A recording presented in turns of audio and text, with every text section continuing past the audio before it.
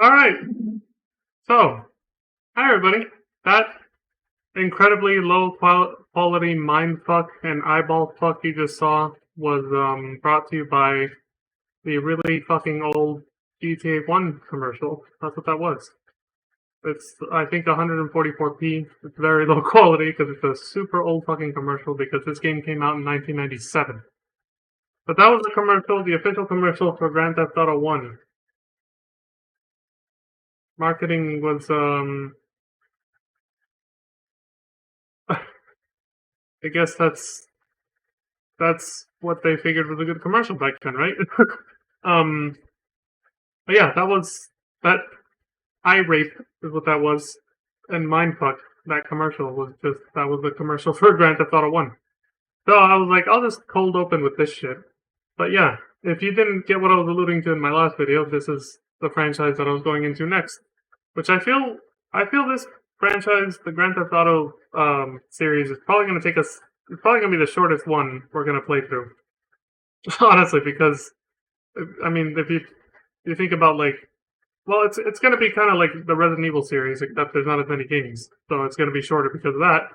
But also with regards to like Metal Gear and Final Fantasy, the cutscenes in this game and the overall length of these games, so the Grand Theft Auto games, are nowhere near as bad. They're nowhere near as long, and the cutscenes are nowhere near as long, so it's gonna go through pretty quick. But I figured I'd cold open with the GTA 1 intro, and I just did, and then give some background on this franchise before we jump into it. So let's do that, shall we? Straight from the Wikipedia. Grand Theft Auto video game is an action-adventure video game developed by DMA Design. They took the DMA from, I read a little bit of this. DMA comes from Direct Memory Access, but even though they took that for their company name, it doesn't actually mean anything within their company. They didn't change its meaning. They took the three letters, they thought they looked cool, and they put them into their company name. So yeah, developed by DMA Design and published by BMG Interactive. The first title of the Grand Theft Auto series and was released in November of 1997 for Microsoft DOS, I guess, and Microsoft Windows, or MS-DOS and Microsoft Windows. I think MS-DOS might have been... Was that Apple's operating system back then? I can't remember. It might have been. In December of 1997 for the PlayStation, and in October of 1999 for the Game Boy Color was re-released. But it was originally a PC game. A month before it came out on PlayStation, and then, a couple years later on Game Boy Color. Anyway, the game's narrative follows a criminal who climbs in status within the criminal underworld across 3 fictional cities, inspired by real-life locations. The gameplay is presented from a top-down perspective and takes place within an open-world environment in which the player is not required to perform missions, although they are necessary to progress through the level. At least in this game. Number 2 worked a little differently, but not too much.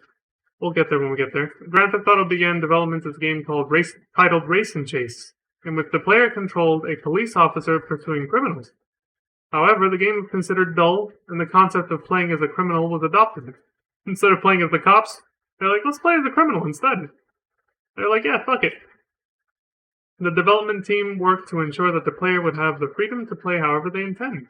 Grand Theft Auto created a great deal of controversy even before its launch due to its violent content, with discussions taking place in the British House of Lords about banning its sale. At this point, I should digress a little and mention that DMA Design, which later became known as Rockstar North, when it was, and became part of Rockstar Games, which is a part of Take-Two Interactive as it's known today, it's a UK-based company as far as I know. In fact, most of the developers on the Rockstar North team who made the Grand Theft Auto series are actually Scottish, I think. I believe they're from Scotland. But anyway, so yeah, that's why they're talking about the British House of Lords wanted to ban its sale back then. The game's marketing campaign, organized by publicist Max Clifford, exploited this stirring of controversy as free promotion. There's no such thing as bad publicity, basically. They're like, this is promoting the game even more, let it keep going. Grand Theft Auto was met with mixed reviews upon release, but was a commercial success.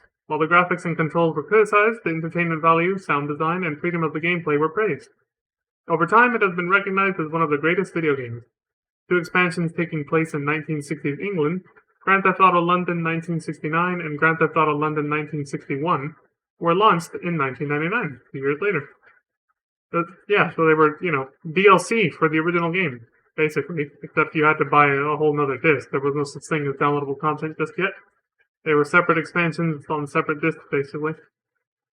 The Armored Core kind of did this too. But anyway, the success of Grand Theft Auto spawned a series of games which built upon the original's gameplay and themes. The Grand Theft Auto series has since become one of the most popular and best-selling video game franchises of all time. This is absolutely true. The first sequel in the series, Grand Theft Auto 2, was released in October of 1999, a couple years later. Alright, so now how these games are going to work. Grand Theft Auto 1 and 2 don't really have much of a narrative going for them. They don't have, in-depth storylines and narratives. Even the main characters and the protagonists don't have, in the first game, it's almost like create your own character, like in Grand Theft Auto Online.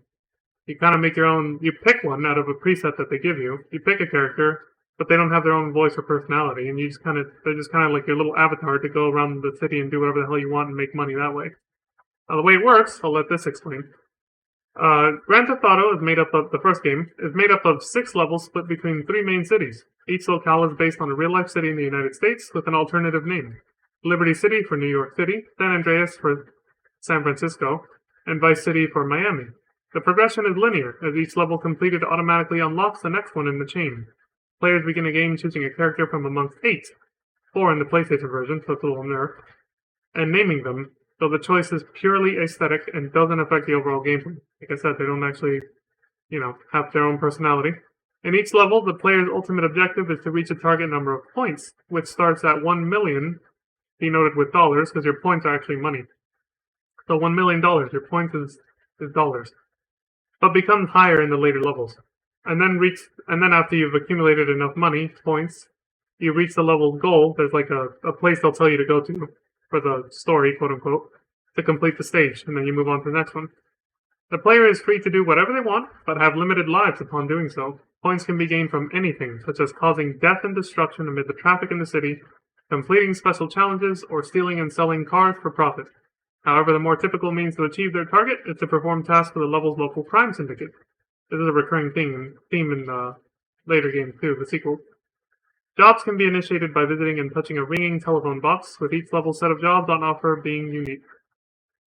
So, I'll stop there, instead of, and let's use my own words for the rest of this. But basically, I read this, as per my research before starting the stream yesterday and today, I read this, and then,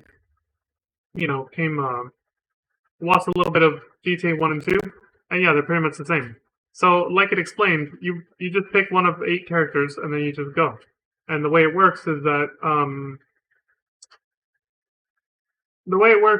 it's basically like Grand Theft Auto Online before it became an online multiplayer concept. It's basically that you pick a character instead of making one, but the personality of that character is whatever you want it to be. That character is your own, essentially. And then you just do like in Grand Theft Auto Online, which most people have played today, in today's day and age, it just keeps selling like those shark cards, but anyway, that's for later. Just like in GTA Online, you just do random jobs and missions for criminal overlords that hire you, and then in that game you progress to the point where you make your own criminal empire. But in this game, you're literally just a random thug, like the way you start in Grand Theft Auto Online. You start off as just some random thug doing odd jobs and missions, obviously criminally oriented, for crime syndicates in the city, and just trying to work your way up the criminal underworld to make money and make a name for yourself. And that's literally it. There's no main storyline / narrative that is in depth, and the characters don't have your character doesn't have a backstory of their own or personal motives for why they're doing what they're doing. It's just entirely your character, so you can give whatever headcanon you want for them. So yeah, Grand Theft Auto 1 and 2 are both pretty much like that. Except in GTA 2, you can't actually pick the character. There's just one character model, and that's it. And they give them a little bit of a quote-unquote backstory in the trailers. We'll get to that when we get there, but otherwise it's pretty much the same thing. You just do random jobs for criminals, and that's it. So because of that, the way I'm gonna stream this is I'm just gonna show a few of the like core. Well, with GTA 1, there's a few. The telephone missions are kind of like the core little story ones, quote unquote. Again, it's not much of a story, but they're still just kind of really random missions. But I'll just show like a few of those, and then the cutscenes that end each little episode or arc, I guess, little story arc that leads to the next place. So we're not actually going to sit here and watch a 6.5-hour video of this entire GTA 1 playthrough of all the missions, because a lot of the missions are shown here are side missions. They're called vehicle missions. Those are the like fully 100% optional ones that I think you can even like redo them. They respawn. Unlike the telephone missions, which are a one-time thing, the vehicle missions you can do as many times as you want. And they're called vehicle missions because you start them by finding a vehicle parked somewhere in a specific spot in the city. It's a specific vehicle in a specific spot in the city. You go into it, you get a phone call, and some dude offers you a job, and you go do it. And you can repeat them as many times as you want to make money, or like the Wikipedia just said, you can just make money by fucking shit up, just being a complete anarchist and just killing people and blowing up cars, causing destruction and mayhem, and you can make money that way, just by going on a rampage. So yeah, I'll just show little bits of a few missions here and there, and then we'll go through the cutscenes for the little story arcs, and then that'll be it. So this is probably only going to take like 30 minutes to an hour at most between both games, I think. Especially GTA 2. That one has even less cutscenes, actually. That one is even more just, there's no story, just go. That one has even less of a narrative and story than GTA 1, because they put the story into the trailers instead, basically. So, again, we'll get there when we get there. Let's get started with GTA 1. Make sure the audio's going through. That looks good. So there's the logo for DMA, which again, this is what later becomes known as Rockstar North. But right now it's still called DMA Design. And here's the title screen, Grand Theft Auto. The first character choice is Travis. The player here obviously doesn't care. There was a bunch of other choices they didn't scroll through. So this one starts, like the Wikipedia said, in Liberty City, which is based off New York City. So it's got the little torch, the flaming torch there for the, what's it called? The Statue of Liberty. Oh, and real quick, I gotta stop my Streamlabs from recording. I hit record just in case the intro is muted because of the music playing in the commercial. There. That'll help my PC not get overheated. So, episode 1 is called, Liberty City Chapter 1 is called Gangsta Bang. Alright, so there. See, you spawn into the world and you just fucking go. First things first, you get a phone call that says, answer the South Park phones to get jobs. Keep your eyes open for opportunities, and remember, if you mess this up, we mess you up. So, there's your backstory for your character. I guess they got indebted to the mob or something, and now they have to work off, some kind of debt to them so that they don't get killed by them, I guess. That's what's implied by that anyway, but who really fucking knows? Crazy Jimmy's dumped the car in Northeast Park. Find it before the cops do, or die. Very simple. Find the car or get killed. Yeah, being indebted to the mob is probably not a very good situation to be in, is it? Bring the car to Dolly's in West Park.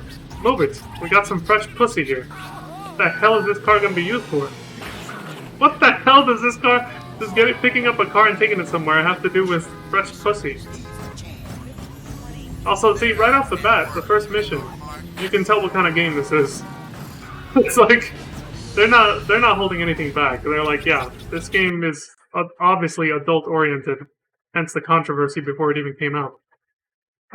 They don't give a fuck. I'm getting ahead of myself, but I do remember interviews with like Sam and Dan Houser, where they basically said they wanted to make video games for themselves, for adults to enjoy, because they got a little tired of all the kind of little goody two-shoes Mario-like games that were prevalent in the 90s. There wasn't really a lot of games with adult themes back then, so they were kind of the pioneers in that. Them and a few other developers, ones that I can remember from my childhood, apart from these guys. I didn't discover them until GTA 3 in 2001. But before that in the 90s when I was growing up, I think the only adult-oriented video game I came across before that was like Duke Nukem.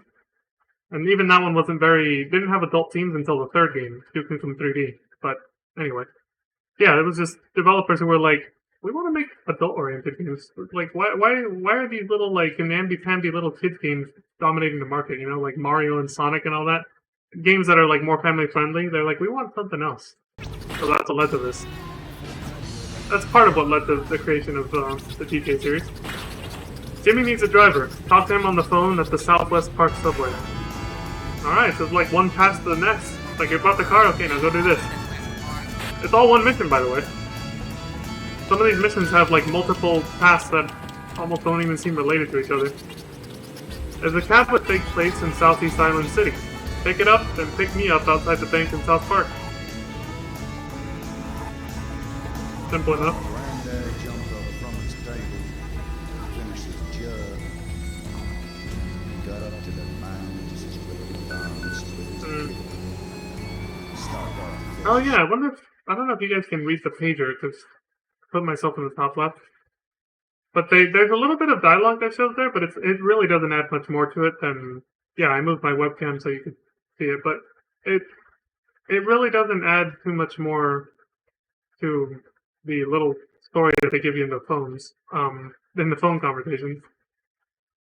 Is that a taxi or something? Fucking title is... Let me see. The pager says, a taxi is parked in front, God, it scrolls so slow, of a strip club in Northwest. Dude, we're gonna be here for days reading this. West Park. Fetch. Yeah, it's like FF14, guys. It's a bunch of fetch quests. No, but literally though, it is a bunch of fetch quests. Is what the GTA series' progression kind of boils down to. Bubby's got a sticky love nest in South Island Heights. Take me there. Who the fuck is Bubby? See what I mean? There's like no real intro for characters or anything. It's just random. Like, although that's another funny thing about this, the PC version, which we're watching right now, has this like announcer guy. Like, I forgot to mention it as soon as the game started. The dude yells out, he says Grand Theft Auto, like like it's the opening of a game show. And every time you complete a mission, not only does the mission complete logo pop up on screen, but this dude comes out and says mission complete, like it's some kind of game show we're watching. Let's see what the dialogue said down there. Not bad, kid. I'm gonna make sure you get your cut. You wanna come in for coffee? Wow. Straight up. Get your ass back to the phones in the park for more jobs. And yeah, this is pretty much the gameplay loop. That's it. What you saw right there, that's the whole game. Like I said, for GTA 1, there are a few cutscenes, like actual proper cutscenes, that progress the little, like, you know, the super simplistic and shallow narrative. That doesn't have, yeah, like it doesn't have much depth to it.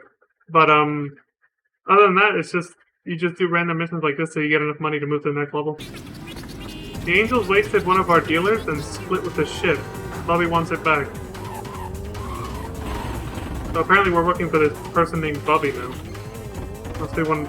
I guess the game's implying he's one of the crime bosses. But yeah, so since this is the gameplay loop, for the most part, I'm gonna go ahead and speed through it. Kind of like the early Final Fantasy days when I was doing the Endwalker marathon. I'll put it at 1.5 speed so I can still read the dialogue before it disappears from the screen. Shits in the bike's gas tank. Take it to Diego's in Northeast Hack and Slash. Now the page is more colorful too. There's a bus parked. The ship's bent. Tony Diaz? He wants it back. Answer the phone in North Fort Law. Fuck the pager. I think the priority is that stuff down there. The pager takes too long. It lags behind because this player knows what they're doing and they know where they're going, so they're moving too fast for the pager stuff to be relevant. What does bet mean, though? Some of the slang terms from back then I'm not familiar with. Hey, Buffy's baby. Dump the shit in the park in southeast something. Oh, southeast hack and slash.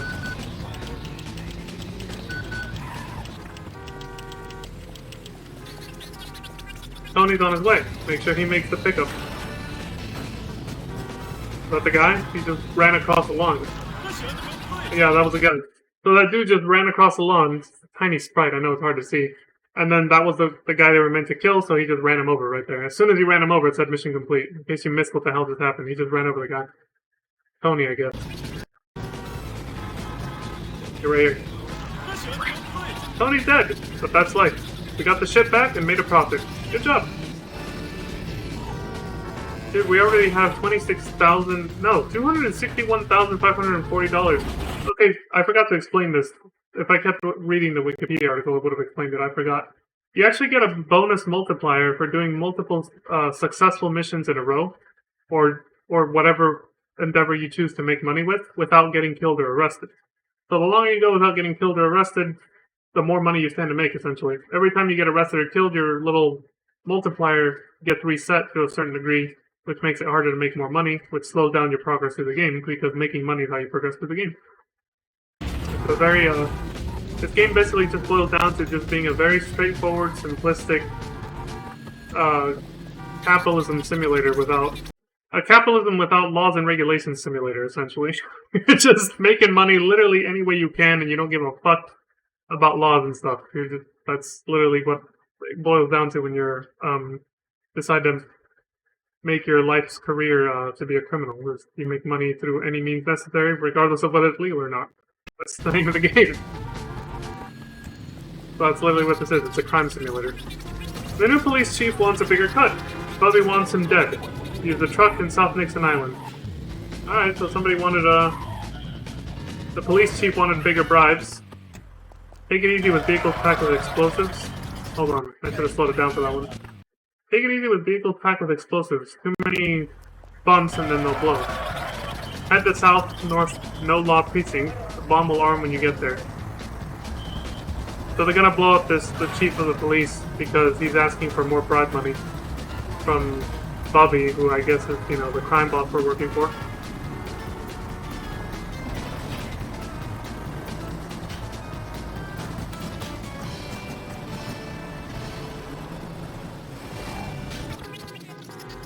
Move your sorry ass before she blows.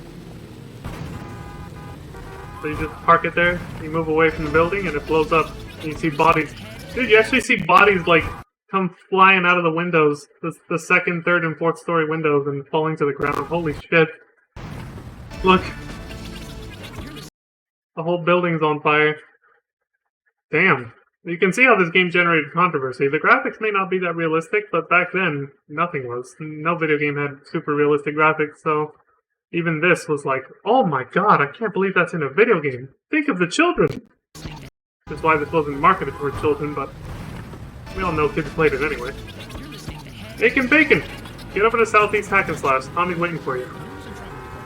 I guess that's to pick up the reward or something? Oh yeah, if you see an auto sign like that, it's a garage shop where you can get your car resprayed and repainted, basically, to lose the cops. That's a mainstay, like a staple of the series, to lose the cops by painting the color of your car.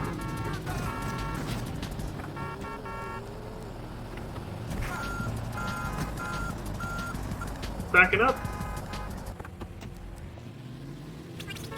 I heard what you did, friend. Nice work. Here's your cut. It's all there. Shit, that's Sonetti's lawyer. Follow him. If he meets with his men, kill them all. Okay, now they're introducing a rival crime boss named Sonetti, I guess.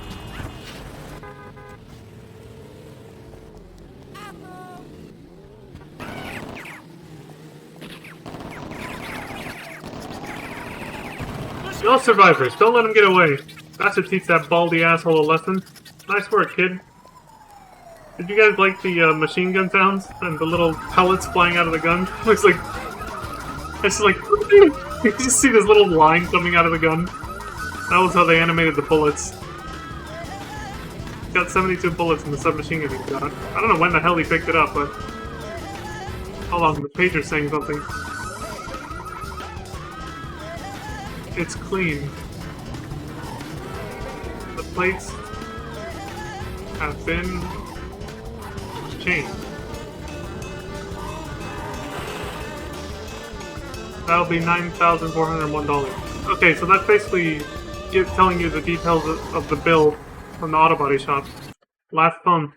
See, you can do them in any order. They went left to right, but you could have done these phone call missions in any order, and you know it doesn't matter. Because like it's like you see that there's a little backstory, but they don't have. But the backstory is not like even that's not linear. You can do them in any order and get it that way. It's not really much of a narrative, like I said before. They don't really start doing narrative like actual more in-depth storytelling and characters with backgrounds and personalities, proper backgrounds and personalities until like GTA 3 and beyond. Even GTA 3 is kind of like experimental in that sense, but it starts heading in that direction with that one. Okay, so we need 2 yellow cabs for a bank job. Bring them to the Boss Champ docks in New Guernsey.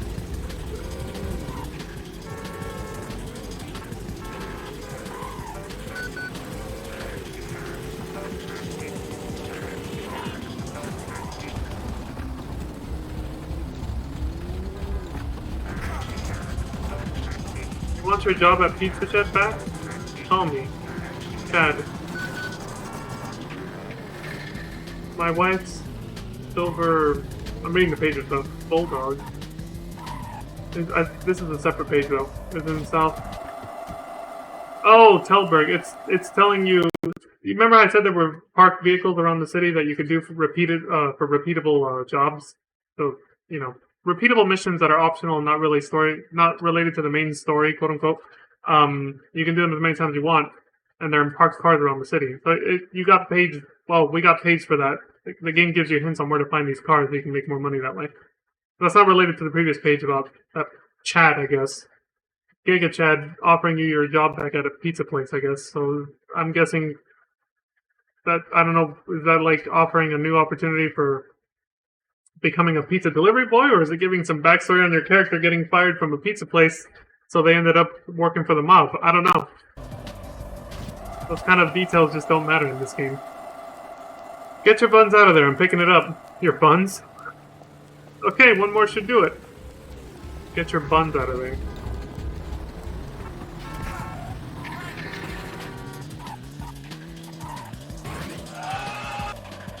Dude! Between the time I finished that sentence where I said, get your buns out of there, to when you heard that sound effect, was how long it took for my computer to process me pushing the button. Because my computer's like... It's slow to a crawl processing the stream, the video, and me recording in case the audio gets muted. So I can upload this on YouTube without the muted audio being cut out. So I don't know if any of the music they're playing in this game is copyrighted or not. And drop the car off into the crane, you're good. Get your buns out of there, I'm picking it up. I gotta keep moving, man. Answer the phone in Northwest New Guernsey. What phone is this? I think that's pretty much it. Yeah, that's all the main phone missions. I think here he just wraps up and... My brother knows I'm banging his wife. Waste the son of a bitch before he finds me. Okay.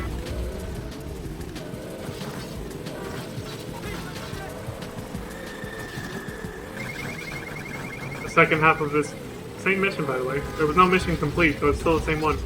It's interesting how they put like multiple little objectives with like seemingly separate little storylines into the same missions, packed into the same mission for some reason. Shit, he fired back. Hey, I owe you one, man. Good job. A rather splendid Beast GTS sports cars in Southwest Island Heights. Okay. Most gang members are armed and backups always in the area, so keep your eyes open. The game's warning you about that. The little eye icons is just the game straight up talking to you and telling you, giving you a hint or a tip. So yeah, he got shot back, but I didn't see anything indicating like a health bar or anything. So I don't know how many like shots you can take before you die. I got a new job for you if you want it, otherwise get the hell out of my car, asshole. This is basically the beginning of the optional vehicle missions, but this first one kind of just piggybacks off the last main story phone mission, I guess. So after this, I'll go ahead and it just becomes nothing but random optional vehicle missions. So I'll go ahead and skip to the next cutscene after this.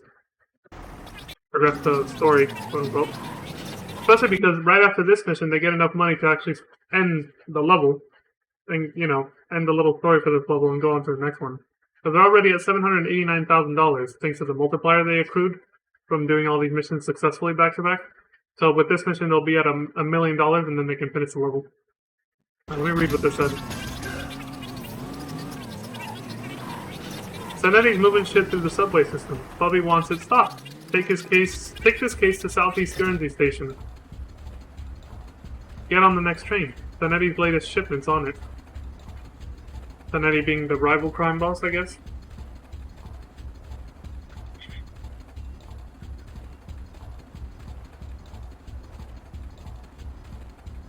Just sitting here waiting for a train. The one above ground is separate from the subway system, I believe, in New York City. But I think this is, they call it the elevated train. I'm not sure though, I've never been to New York City. But that's the train they're getting on. They didn't go underground. So, they're just waiting for the elevated subway-like system train. Holy shit, it's at 1.5 speed. When is that damn train gonna get here? I'm moving forward.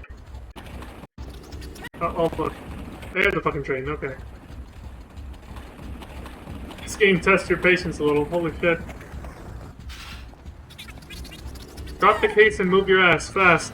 It's gonna blow up the whole fucking subway system train. Yep, there it goes. Mission complete! The body counts at 127 dead, 220 hurt, and it's still rising. Good job. Wait, what is that? It said good. I think it just says good job then. Yeah. You better start looking for other jobs. From now on, you are on your own. But because you made it to $1 million, see the money turns red? When your money turns red, your score, when it turns red like that, and you get a red arrow guiding you, I don't know if you guys have seen it, but there's been a yellow arrow guiding the player the whole time to mission objectives. When you get a red arrow like that, telling you it's because your money's red now, you've reached the goal amount that you're supposed to have to complete the level. It's taking you to the goal, essentially. The place you gotta get to alive, once you've accrued the required amount of money to complete the level. And you get to see an actual proper cutscene there for the story.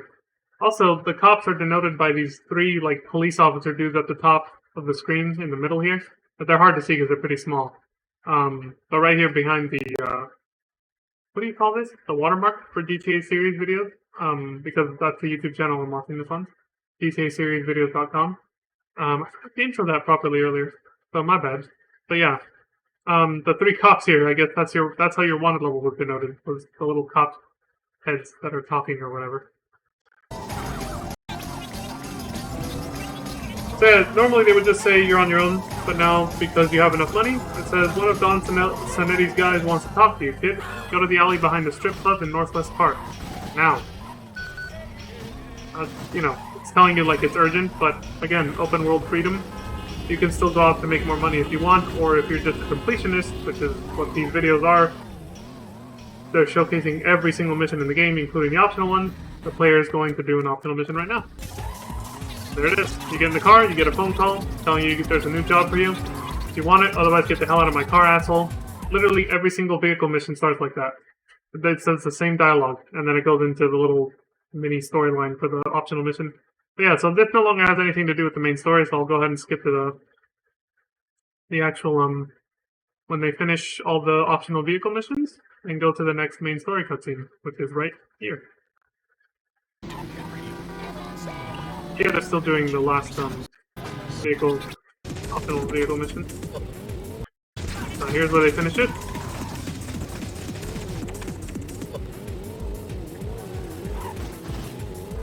Every time you finish one of those missions, it says you better start looking for other jobs, you're on your own.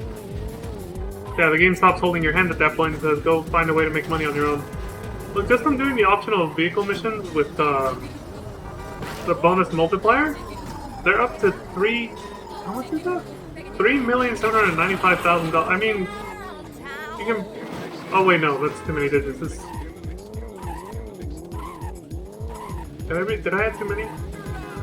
Yeah, no, I had it right. $3,790,000 and climbing. Like, man, you could actually retire from being a criminal at that point. You wouldn't even need to do that anymore. Especially back in the 90s. Holy shit.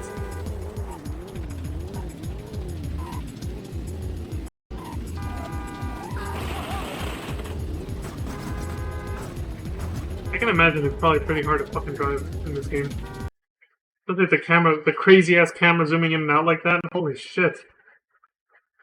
Anyway. Alright, so here's the trigger for the Steam. Gangsta Bang ending. This is Sonetti's guy, the rival crime boss, from the rival to the one that we've been working for, that he wants to talk to us. Hey. Oh, and it's voice acted, so I'll just shut up for this part. Dude looks like Jason Statham. Hey, Aruzo. I got a warning for you from Bald Man Sonetti. Cross him again, I'll stick a gun up your ass and blow your f***ing eyeballs out. Capiche?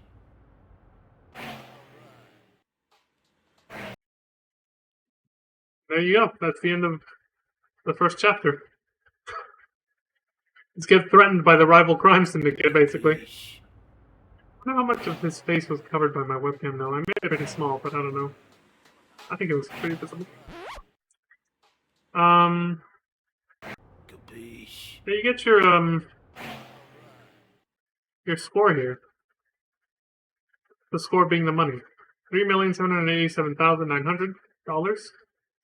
Criminal record. Stunts and bumps, hit and run, hijacking, carjacking, firearms offenses, murder 1, bank jobs. All the missions and mayhem and destruction that you cause, basically, adds to your score. The more the better. Public enemies. I'm guessing that's just the character, because that's the character name right there, Travis. Like a scoreboard, like a leaderboard, I think. Travis highest. Highest score you've gotten with that character, I guess. Missions passed, 11 out of 11. Secrets found, 0 out of 7. Also, just like Duke Nukem and so many other games from back then, there were secrets hidden throughout the city, but this video doesn't seem to show that. It's just showing all the missions. The main story ones being the phone ones, and then the optional, repeatable ones being the vehicle ones that I skipped over. Some of them do still relate to the whole drama between this Bobby and Sonetti guy, from what I saw off stream before, but it's still just, again, for the most part, it's not really an in-depth story, so I'm just like, we can skip through it. It's these GTA 1 and 2, they're just exactly what you have already seen on screen. It's just literally random ass missions of being a random ass criminal doing random ass jobs for crime syndicates and making money and a name for themselves, and that's literally it. And that's the story in a nutshell. It's in one sentence. I like what it says right here, though. What a guy! Your mama would be proud. You can hit space to watch the cutscene again, I guess. Escape to go back to the main menu. Hit enter to play. Keep playing, I guess. So yeah, now it takes you back here. You can choose to progress to the next level, San Andreas, which is San Francisco. Or do the second chapter in Liberty City first before going there. But you even have the freedom to choose how you want to progress through the game. Even out here, basically, not just within each level. But in this video, they go ahead and do the second chapter for Liberty City before moving on to San Andreas. They just decide to get it over with. So the Liberty City Chapter 2 is called Heist Almighty. Grand Theft Auto. Grand Theft Auto. My Sasha's been kidnapped. The kidnapper's calling the phone in Northwest Ardler. Soon. Please, save her. Oh, we're gonna be a hero for once, I guess. What a very random, Oh, the page is just giving you a clue to an optional vehicle mission. Telling you my car's in West Hackenslash. So go there if you want work, basically. So we're starting off with a hostage situation, I guess. We gotta go save someone. For this little arc. Okay, shithead. If you do anything I don't tell you, the bitch dies. You got 30 seconds to answer the phone in Central Astoria. You gotta move fast. There's not even a timer on screen. That'll be anxiety-inducing. You got 30 seconds to get there. You don't even see how much time you have left. Well, we got 160 bucks so far. I don't know what the goal is for this level. How much money we gotta make, but... Feeling fit, huh? Bring the money to Law Island Bridge and don't piss me off. Roger that.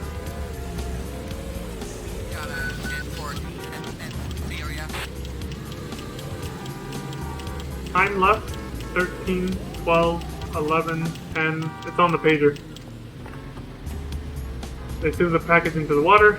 A boat came by and picked it up. Hey, thanks a lot, buddy. I left the bits in the trunk of a car in East Eaglewood. Oh, look at that. An honorable criminal.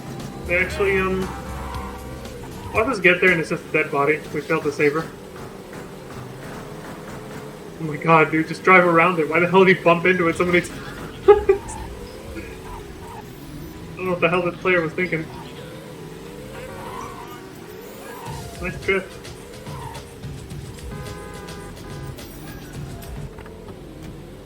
These games are very fast paced, and GTA 3 keeps it up, by the way. And it's not any slower than this. System fully 3D. You got her. Is she okay? Bring her to the Splendido Hotel in North Island City. Okay, I guess she's alive, but in the trunk. I can... Watching these old missions and their little storylines is starting to kind of... I'm starting to understand some of the references and Easter eggs in later games now. They were actually calling back to these old GTA 1 and 2, actually. I didn't even realize that. Because there's a mission in GTA 4 that reminds me of, or this reminds me of a mission in GTA 4, actually. But that's PS3 era, so.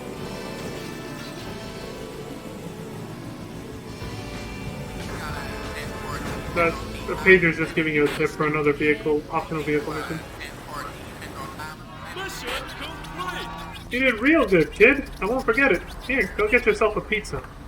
How much did they give us for a pizza? We went from $45,000 to $75,250. They gave us $20,000 for a pizza? Now granted, we do already have a multiplier, a score multiplier, but still, it's like, what the fuck? Alright. What does the dialogue say? Bubby's got something you might like. Try the phones in Fort Laws Park. Alright, here we go. The mission grind begins.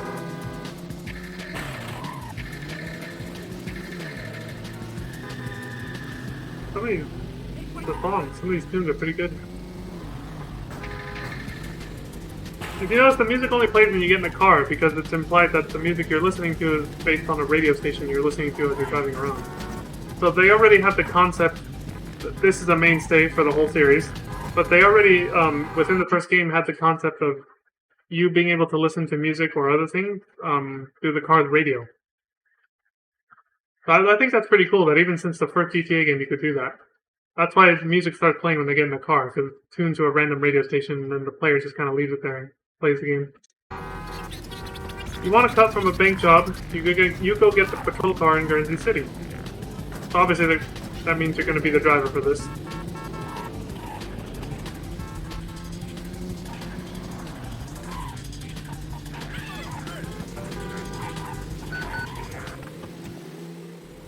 There's a cop car. You want to be careful with this thing. It's got more ooh la la than a Brooklyn bitch. Take it to the Northwest Fort Law Bank. What the hell is ooh la la? And what is a Brooklyn bitch? Split on me and I'm gonna cut out your heart with a rusty spoon. Get on with the job. In other words, you can't abandon the mission or else we'll kill you, basically.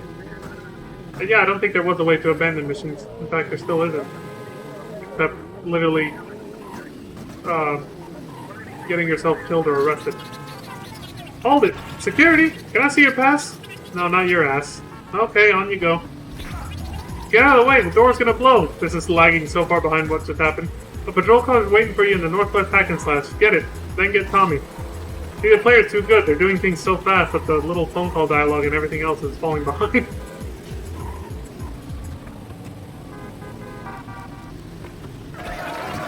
Shit, these cops are pussies. Go get them... Wait, go get my man from the bank and no messing around. Not wanted level yet. Now we got a 4-star wanted level. There's 4 little cop heads in the top of the video there. On the screen or whatever. Some advice, kid. You get someone thinking he's Chuck Bronson. Don't mess around. Break his face. Now move. Hey, where you going? Get back here. Did he forget to pick someone up? Yeah, he did. The player forgot to pick someone up or they got in the wrong car. They turned the wrong car by accident, unless they just did that to lose the cops. That might have been a cheese strat for the mission. I don't get that reference, it's too old. If you get someone thinking that they're Chuck Bronson, you kill them basically. I don't get the reference, but I'm guessing the dude is basically saying somebody tried to be a hero while they were robbing the bank, like a civilian or something, tried to like stop the bank robbers and try to be a hero, and then they put his ass down and killed him. Mission complete. But he caused some trouble first. Thanks, man. You my man, yeah? You want to have my sister? You let me know. She's hot. Get your ass back to the phones in the park for more jobs. Nice. That guy was so grateful to us for being his driver for the bank job that he actually offered his sister to us. Great. No regards to whether she would consent to that or not. He's just like, you wanna fuck my sister? It's just like, she's hot! Like, Jesus Christ, dude. He's so grateful.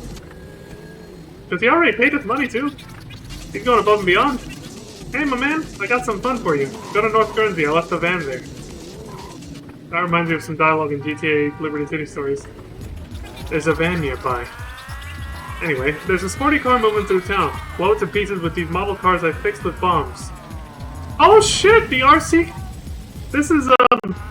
This is not, unfortunately, a mainstay in the series, but they have brought it back several times throughout the GTA series here, where you get into a toy van, essentially, and you drive around these little toy RC cars or planes in the later games that are rigged with bombs or they're weaponized somehow. And you use them to, kill or blow up other people as a mission objective. It's pretty fun. But those missions are also extremely fucking hard, at least in the games that I played, like in GTA 3 and Vice City. Thank God they're only optional side missions, they're not part of the main story missions. But they are so fucking hard because controlling the RC cars and the RC plane is so janky. It's so fucking bad. I'm hoping in this game it wasn't too different from controlling a normal car. Yeah, see, there you go, it just pops out from underneath the little toy van. Holy shit, it moves fast! You can drive through cars because it's implied that the toy car that you're controlling is going underneath the car. Mission complete. That's it? You only had to blow up one guy? Mission complete. Bye, Mom! Teach the bitch to bug me for the goddamn rent. Get your ass back to the phones in the park for more jobs. That guy literally just hired you to kill his own mother because she was asking him for rent? Instead of however much he paid us, that he could have just paid her for rent, he just paid a hitman to kill her instead, like thousands of dollars. Alright, that's logical. So then he's got a shipment of shit in. Where it is, it's in a van in... Oh fuck, I wasn't fast enough for that one. Oh, I gotta go back because it's in fast forward, so... It's in a van in West Guernsey City. Alright. I like how, because they didn't want to generate even more controversy than they already did, they don't specify what the shit is, quote unquote.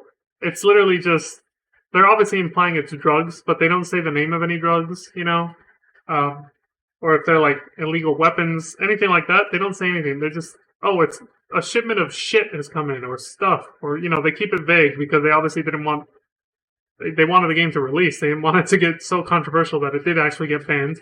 Then they don't make any money. The developers, I mean. So they were careful with the dialogue somewhat. It's a fix! The van's rigged. Take it to Vesuvio in Northwest Hack and Slash. Wait, does that mean it was a trap, or...?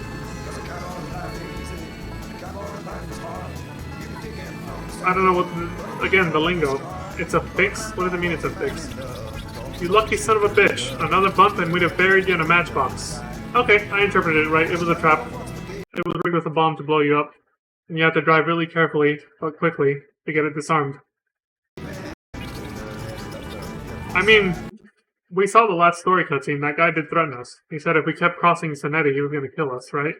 He specifically said he was going to shove a gun up our ass and blow our eyeballs out. Take this thing to Seymour Reamer's place in West Guernsey City. Oh. So they're following through on their threats. They want our character dead because of what we've been doing. Oh no, no way. I ain't taking no more of this shit. Get out of here, now! That Dick Seymour called. Look, go to Crazy Pop's place in East Hack and Slash. Okay, so that guy pussied out, so we're gonna go find someone else then. For this delivery, I guess. Whatever the hell we're delivering. Some drugs, again, it's implied. Oh, you have to park it in the garage. Get rid of that Reamer asshole for me, would you, kid? Head back to Hack and Slash. So now I want you to kill the guy who turned it down. Who turned down the shipment just now. So we gotta backtrack.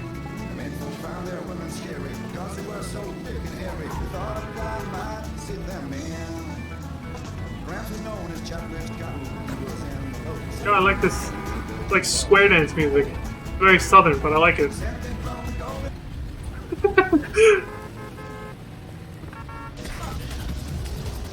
An impaler? Is that supposed to be a parody of an impala? Don't let that asswipe get away! And he runs him over. He started running, but the player ran him over. I forgot to mention this. Because the GTA universe is obviously a parody of real life, again, Liberty City instead of New York City, San Andreas instead of San Francisco, so on and so on. They do the same thing with the cars. The cars are obviously gonna have names that are, and they're gonna look like real life cars, but their names will be fictional because the whole thing's a parody of real life.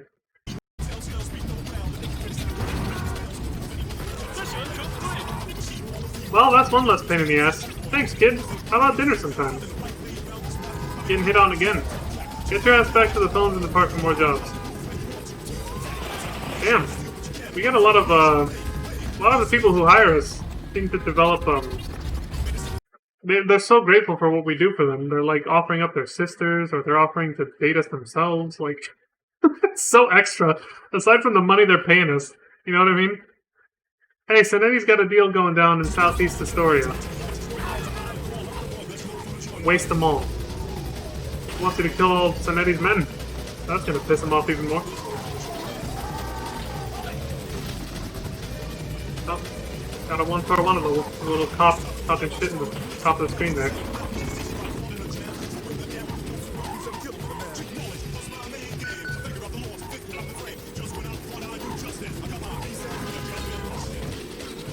Okay, got rid of the cops through the auto body shop, respraying the car. Going hella fucking fast.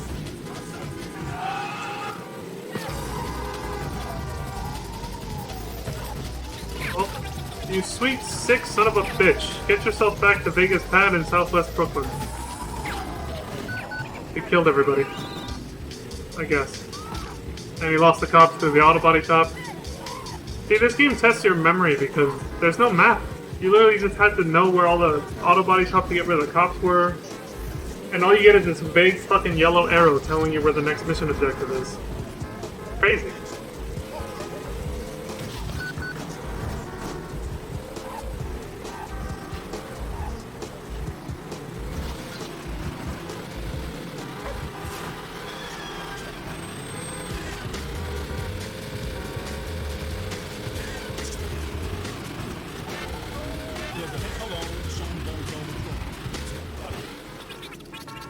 Bubby's feeling horny. He's gagging for the mayoress? Go get the bitch. There's a limo in North Island City you can use. The mayoress? What the hell is that? Is that like female for... or is that like the word for a female mayor, I guess? The mayor of the city? Or what the hell does that mean? It's again, it's implied that these crime syndicates are obviously bribing the state and city officials, like the cops and, you know, the politicians who run the city. But I'm guessing they're also implying that they fuck them too. Let's see. Her Holiness is opening something in northeast New Guernsey City. Bring her here before he loses his rag and his hard-on. His rag and his hard-on? Well, what the hell is what's it implying with the rag? So she's like doing something for the city and he just wants to, he's just like, yeah, fuck that. Get over here, bitch, I wanna fuck, basically. Are we getting shot at? You work for Bubby? Oh, thank God, I gotta get laid soon or I'm gonna go blind. Southeast Fort Law. And, hurry! Well, she's just as horny as he is, I guess, so it works. Yeah, I'm telling you, they really wanted to push the envelope for what they could get away with. They really wanted to hit home that this franchise is not for kids. This is like straight up no holds barred adult entertainment. I wanted to show like the dark side of our society, essentially. Thanks. You might want to run a rag over the back seat or something. Jesus Christ, lady, you couldn't hold it in. There's a car behind the cinema in West No Law. Take a look. Oh, is she like jerking off in the back seat? Thinking about getting nailed by the guy who hired us? Our first vehicle mission. Yeah. See, they're nice enough to guide you to the first optional vehicle mission after you finish the last story mission. From the telephone booths. Might as well show the dialogue of this one, I guess. Shit, someone's kidnapped my wife. I gotta get the bitch back before anyone notices. Go to the phone in Northwest Hack and Slash. Not, I gotta get her back because I'm worried about her. More like, I gotta get her back before someone notices. Okay. Hey, shitter, bring the shitting money to the phone in Northeast Hack and Slash now. The way they curse is so weird. Bring the shitting money? I don't know if it's like, maybe the way that like, the way they curse in the UK or what, but at least back then, at this time period, the 90s. Or if they just wanted to write really weird dialogue. I'm not sure. Okay, shitty. Northeast bricks, quick. Shitty.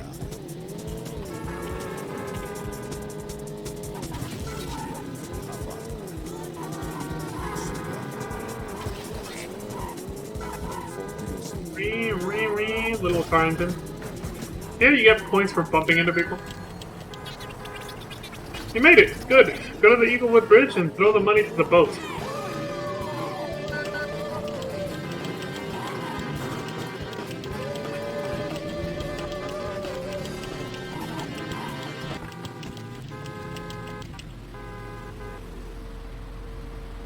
It's like last time. Mission complete. My wife's safe. Now she wants her titties fixed. There goes another 10 grand. Dot dot dot. Lots of pager for clues which may lead to more jobs. So that's it, you're on your own again. Alright, so now it's just run around the city, find parked vehicles for optional missions, and do them over and over, or whatever it takes to get to the target goal of money you have to have. I don't know what the target is for this one, but I'll just skip ahead to the video to the last vehicle mission, and I'm sure they'll have it by then. Vehicle mission 4x4 in South New Guernsey. Let's skip there and see how much. Holy shit, they're almost at $1 billion. 987... Oh yeah, 9,876,915. Okay, never mind. I thought there was an extra digit there. My eyes were fucking with me. So they're almost at $10 million. Again, you could retire from a life of crime after that. Way before you even get to that point. Of course, the money they're being paid is unrealistic, but... Oh right, I skipped too far ahead. When they reach the target goal amounts, of course they keep, because this video is meant to show all the missions in the game, including the optional ones, they don't go straight to the goal, but there is a phone call you get telling you to go to the goalpost, with a little bit of extra story. So let me see what that was, before we actually get to that cutscene. They reach the target amount of money pretty quick. Yep, money's still red here. Still red. Did they reach it after the fucking thing we skipped? Or the mission that we skipped over? I think they did.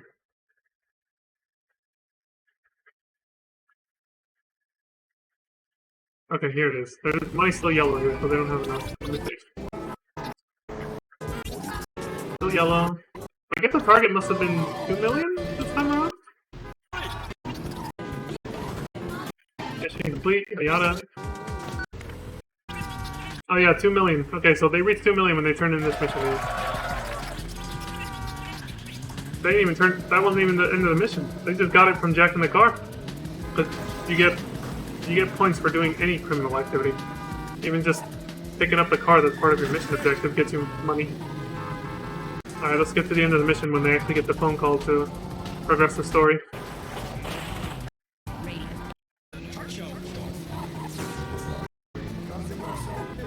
Still going. I think this is it. Nope, they're still in the same mission. Delivering cars, selling them for profit. One of the main ways to make money. Go to the military base? Jesus. Yada yada.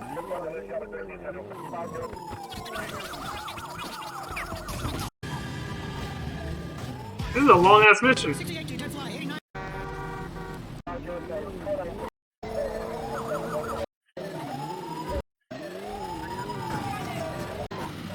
I think this was originally going to be a game about being a cop chasing down criminals.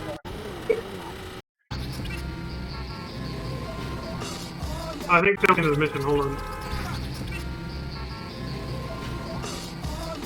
There's more work out there, but you gotta find it. Yeah, that was the end of the mission. Oh yeah, so here it is. Now that you're done with the mission, you're not in one anymore, and you've reached the target amount of money, you get the phone call to meet someone somewhere so that they can, you know, well, for whatever reason, but then it finishes the level, gives you a cutscene to progress the story, and you go on to the next level. See, the red arrow just appeared. You've done some good work, man. Meet me at my office in Northeast Park. But of course, like I said, at this point, the player just keeps doing more optional missions to showcase them all. So he said, meet me at my office at whatever. It really doesn't matter where it is. So let's go meet the guy after doing the last optional vehicle mission, I guess. Which I'm skipping over right now. So we're gonna meet him at his office in West Island, or what was it? South Island Heights. The big boss himself, Bubby, wants to talk to us. Nice work, kid, but the shit's in the fan. The cops are crawling up my ass with flashlights looking for you. I booked you a flight to San Andreas. I forgot to mention this during the previous cutscene. I'll play it again at normal speed because I realized I forgot to slow it down. But, the video's just like that. I know, it's super quiet, you can hardly hear the voice acting, but thank God that's why there's subtitles at the bottom. It's just super quiet. Like, the rest of the game is super loud, but when you hear the cutscenes with the characters talking, it's super quiet. Watch. Nice work, kid, but the shit's in the fan. The cops are crawling up my ass with flashlights looking for you. I booked you a flight to San Andreas.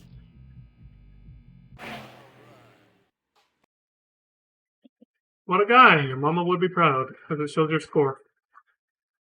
And there's a story right there. There's a story progression. It's Bubby met us himself. It's the crime boss we were working for the whole time. He says, "Nice work, but the cops are crawling up your ass, up his ass with a flashlight looking for us. We've become too notorious, so he got us." What a kind guy! He actually bought us a flight to San Andreas to get the hell out of here because we're wanted. We're too heavily wanted by the cops now. So we're flying across the country, incognito, to San Francisco, California, known as San Andreas in this fictional universe. Chapter 1 for San Andreas is called Mandarin Mayhem. We're progressing to the story. Greetings! I call on behalf of the venerable Uncle Pooh. We have heard you are available for work, and your references are most impressive. Go to the phones in Central Market, and we will talk further. So now we're in a whole new city on the west coast of the country. And again, it's based on San Francisco, so there's a lot of hills, as you can see, that go up and down. I mean, that's not too far from where I live, so I know what it looks like. We're in California now.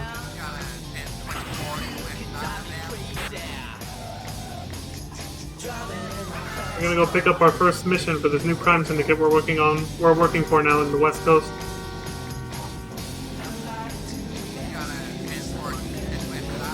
Bubby was a real one though, wasn't he? Instead of just selling us out to the cops or killing us so that we don't talk, he actually bought us a flight out to the West Coast. What a nice crime boss.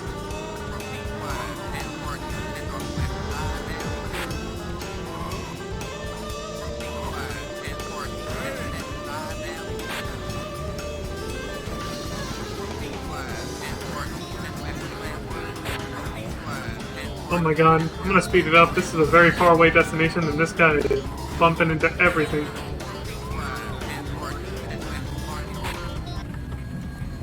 Oh, okay, they made it to the phone. Your services are required. Make your way to Chinatown. We will contact you there. Alright, first phone mission. Here we go.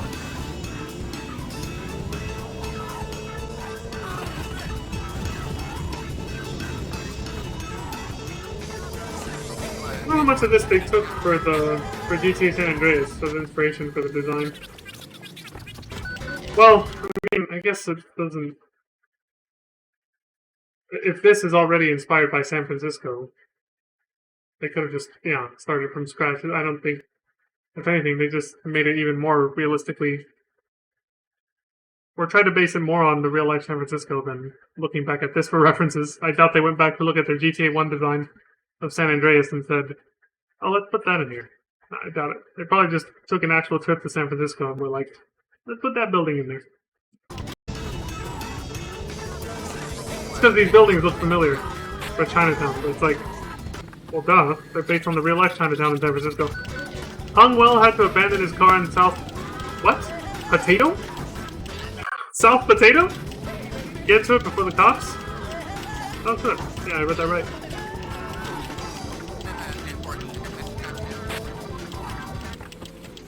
There it is. Oops. Well done! Uncle Fu will be pleased. Now bring it back here intact. So I guess we're working for the, for a Chinese mob here. The Triads or something, probably. You have done well. Uncle Fu gives you his blessing. You bring honor to your family. Sounds like it from the dialogue. Fu Ling bought a red car. Foolish boy. Uncle Fu considered red unlucky. Resprayed a more auspicious color. And hurry. So just because of superstition, he wants us to go respray a car. Fair enough. As long as he's paying us, who are we to question our orders, right? Have the car sprayed blue and be quick about it. Uncle Fu needs it right away.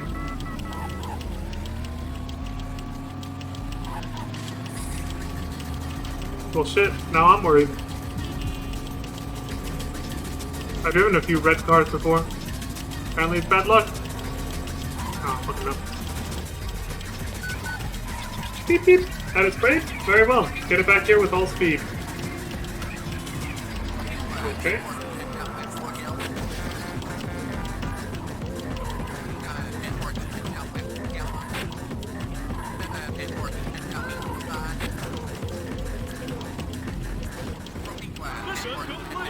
Mission complete!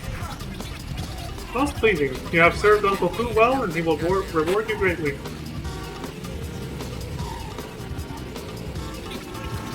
Fu Ling is at the marina in a car with false plates. He has a job for you. This is Fu Ling. I'm on my way. Just wait there for me. Pause, champ. Oh, there he is. What's up, buddy? Get to the bank in Sunview. Chu Ying is about to make a withdrawal from other people's accounts. Be quick. I like the wording. Look, we got palm trees now, because we're on the west coast. You notice these environments are in full 3D, by the way. It's just the top-down perspective makes it all look flat, but you can see from the buildings and the trees as they go by, they're fully 3D buildings. I think the cars are just sprites, but everything else is definitely fully rendered in 3D. But you know, PS1 era graphics, of course. Let's go. Make it a smooth ride. I'm still eating. Did cook his food to go? Wait, he's eating during a bank robbery? What the fuck? Now, normally I'd say that was unrealistic, but actually I once heard about this in real life, okay? I once heard of someone who actually robbed a bank multiple times. They robbed multiple banks and got away with it while talking on the phone the entire time. I don't know if that was their way of trying to mask what was happening when they were doing it, because it was a solo job. And it was a she, by the way. She was robbing banks while on the phone the whole time, just like she was just talking to a friend while pointing the gun and telling the cashier to fill up the fucking bag with money. It's crazy. So, not too far-fetched to think that we're driving around the guy who just robbed a bank while he was eating food at the same time. ADHD can be a bitch, right? Sometimes you gotta multitask. You gotta keep your hands busy while you're doing stuff, you know? It's just, robbing a bank is just too dull and boring, so you gotta keep yourself distracted with something else. Eating or talking on the phone. So you can stay focused, I guess. I don't know. Gotta get a fucking fidget spinner or something. Mission complete! Mission complete! Thank you. Uncle Fu will hear of your good service. Have a prawn cracker. What the hell is a prawn cracker? You may proceed to the phones in Central Market when you require another task. Well, that's exactly where we're going because we need the money.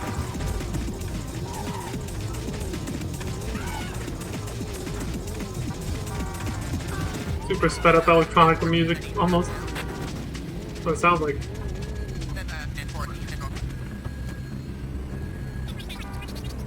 Uncle Food requires your services. This place is too public though. Go to A Valley and wait for my call there. I gotta check on stream real quick, make sure it's still running. It's still good. Okay. Making sure. We haven't gone off the air. Off the air. As if we were on the radio.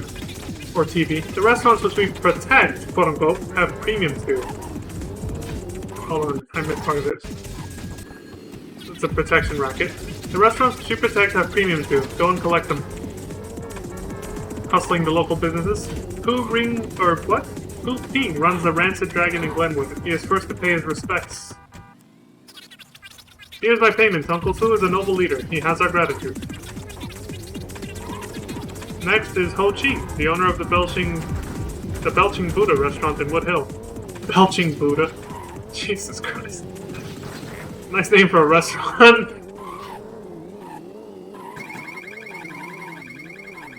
So we're basically working for the Chinese mob.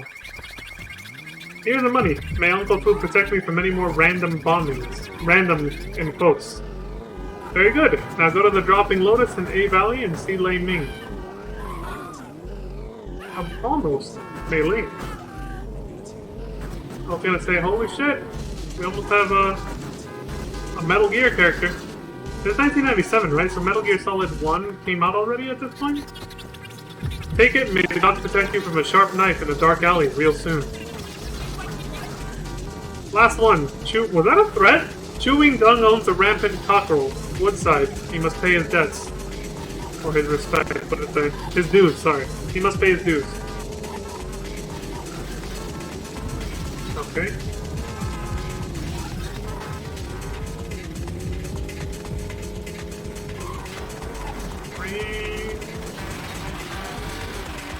I think it's pretty hard not to bump into shit in this game. The driving is so jank. The reason I know is because I played a top-down GTA before. GTA Advance on an emulator on my PC. Don't worry, I bought the game, okay? I actually had it. But I found it more comfortable to play on my fucking PC than actually playing on my Game Boy or whatever. And yeah, the driving in the top-down perspective is fucking jank. It's jankier than the full 3D GTA games that most people know. It's all here. May you be consigned to the hell of hungry maggots for this villainy. See, not all of them are very great, or you have performed well. Bring the money to Chinatown as quickly as possible. Not all of them are very happy about having to pay, you know, the Chinese mob for protection rackets. I mean, who would be, right? The only ones who praised us, or praised the people we're working for, are people who are just too scared to talk any shit. Because they don't want to lose their businesses, you know? Have their restaurants burned to the ground or something by the mobsters that are extorting them. Uncle Fu is very happy. May the 10 scared virgins shower you with lotus blossom. 10 scared virgins. Fu Ming runs a laundry nearby. He refuses our generous offer to make it one of our restaurants. Make an example of him. Ah! Leave me alone, you round-eyed devil! Help! Help me, someone! Round-eyed devil. You gaijin? If they were Japanese, they would say, you baka gaijin or something. Fu Ming's spirits will forever reside in the hell of drinking fun, thanks to you. I mean, yeah, we blew up their car and ran them over. You may proceed to the phones in Central Market when you require another task. Okay. That's pretty much where we're going. Is that a flamethrower? Is that what they... I just noticed the weapon we have in the top left corner. That must be what they used to blow up the car just now. I wasn't paying too much attention though. I have a task requiring much discretion. I will call you in Woodside shortly. It's good to see that the flamethrower has been around since the first GTA, but now you can't even... You can't get that weapon anymore ever since GTA San Andreas. Uncle Fu's nephew, No Chin, has raised a drunken rabble in I Valley. They bring shame on our family. Kill them all. No Chin? Really?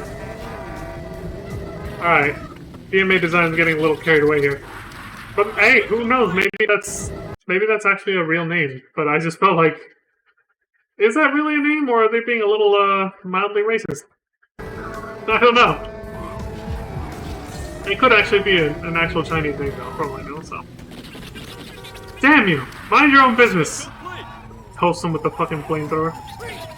You dealt with that most proficiently. I shall warn No Chin against such behavior. Right. We gotta lose the cops. No Chin's treason continues! His followers have planted bombs around the city. We will extract the location from him. Gotta lose the cops first. We got a 4-star wanted level. Okay, the first bomb is at Jimmy the Shovel's Condo in Richmond. Or condo, excuse me. Get it disarmed quickly. That's quickly, right? Yeah. In a condo. Another top-down-ish GTA game that's a little bit more modern is GTA Chinatown Wars. Came out on the Nintendo DS first, then on the PSP. There's a 60-second timer. Hong Yu will disarm it. Move or you'll be chop suey. Okay then. Oh, the pager actually stops and shows you your timer there. 39, 38, 37, 36. That's nerve-wracking. How come that first time mission didn't have a timer for us? Or maybe it didn't, I just didn't notice it because it was on the pager up there. No.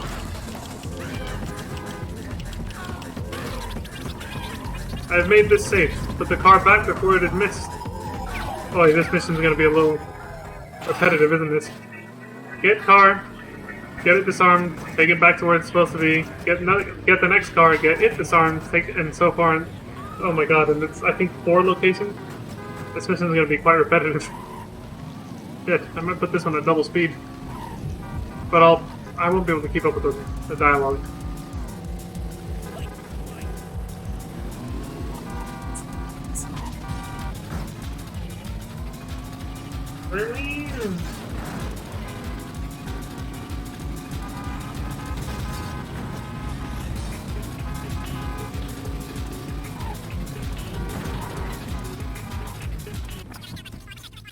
No Chin has told where the second bomb is. El Burro's passion wagon is the target.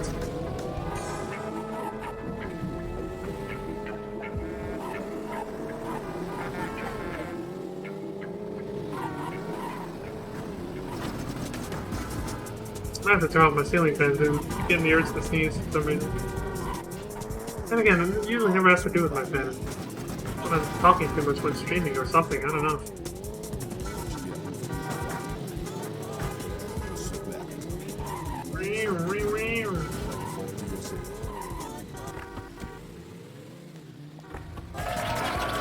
We have managed to delay El Burro, but you only have 90 seconds before this explodes. Looks like a hippie van. Which reminds me of the hippie van you can find in GTA San Andreas when you're in the San Francisco area.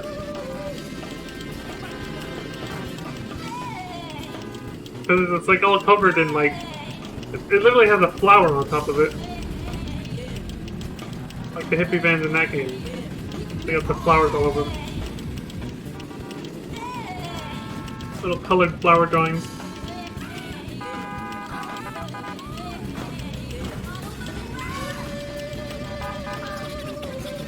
This one is now safe. Trade back with this and try not to ruin it.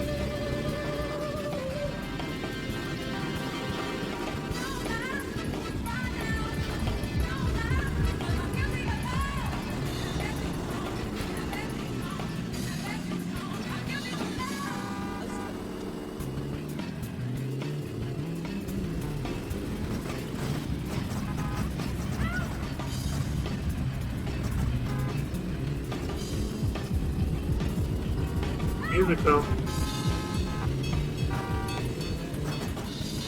This is a long mission, look. So tedious having to disarm so many damn cars. This whole segment right here is a mission, so. No Chin's followers plan to kill Hung. Well, when he comes out of the noodle shop. Wait, did I read that right? Was that a broken, like. No Chin's followers plan to kill Hung Well when he comes out of noodle shop. Go. Well was his last name. Now I know they're just being mildly racist at this point. The guy's name is Hung Well. Think about that name for a second. Hung Well. Yeah. You can probably barely even hear my soundboard effects right now. They're so much quieter than this video.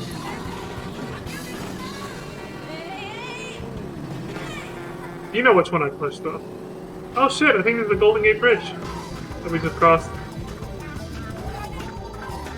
Well, this game's version of it. There's a flamer. Very good, but move quickly. This car will be spare parts in less than a minute.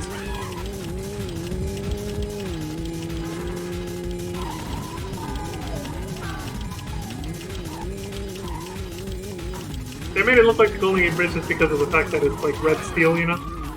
Red colored steel. Okay, you can take it away. Hurry back. Hung Well does not like walking. Even though he's got 3 legs because he's so well hung. Jesus Christ. Hope he likes the new color. How many hits a car could take before it blew up from too much damage? Seems like it can take a lot because this guy crashes into everything. I know in GTA 3 and most of the PS2 era games, they can take a lot of hits. The cars blow up pretty fast and easily. I know this from experience, it sucks. The water torture succeeded. The last bomb is in a Yakuza limousine in Sunview. Okay, so there's the Japanese mob too. The Yakuza.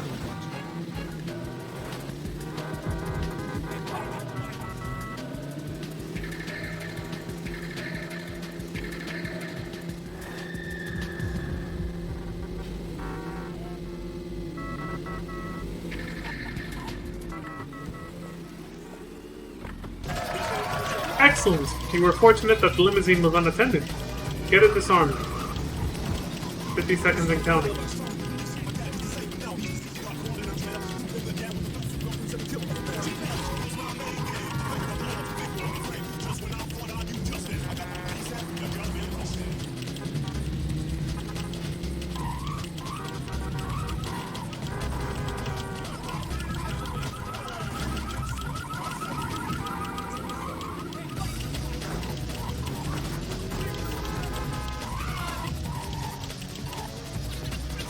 Nice limo. Now put it back before the Yakuza come looking for it. I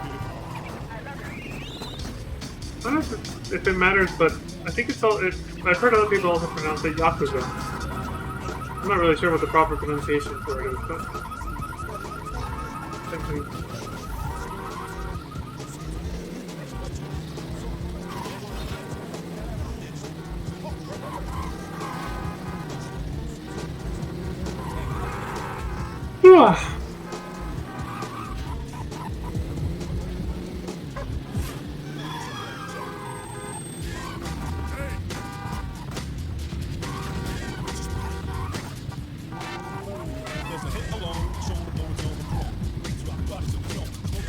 Mission complete!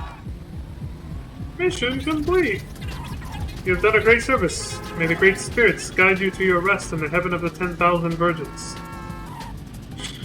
10,000 virgins? Holy shit. Well, whatever belief system they got, I already like it more than the one that's only, what, 70 or something? Which involves you killing yourself or some shit. Melchin has escaped. Oh, that was quick. Barely fucking... Jesus Christ. Alright, what the fuck happened? Melchin has escaped. He may try to flee the city. Find his gang and make them talk. These missions just chain one into the other. What the hell kind of weapon did this guy just find? What is that in the top left corner? A rocket launcher or something? Oh, he just picked up a submachine gun. I don't know how many weapons you can carry in these old games. I don't know if it's just one or... Hey, you don't frighten us. If you come near me, I'll beat you up good. I'm just gonna shoot you then. He is mad! Run for your lives! Okay. Melchin went to Sunview to take a fast boat to China. Please, don't hurt me. That was fast. We just had to kill one of them. So I guess part of your health is measured with the body armor there.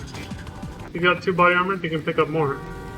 I don't know where your health underneath the body armor still is after that though. Like after you take too many hits. Get shot too many times. I don't know.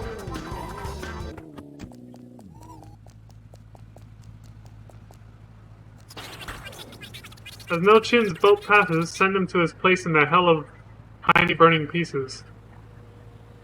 The arrow tells you when it's gonna pass. There it is. Boom! That is a rocket launcher. That green thing in the top left corner. Mission complete. Holy shit! Uncle Fu's honor is satisfied. May the Emperor's own concubines sing you to sleep. You may proceed to the phones in Central Market when you require another task. That was a long ass mission number 3. That entire thing with the car bomb disarming and what we just did right now was all one mission. What the hell, dude? Still have to lose the cops. That cop almost got him. He almost got arrested. So now we're going to the last story mission for this place. West Market phone number 4. If the player can get there without getting the cops on them over and over, because they ran someone over.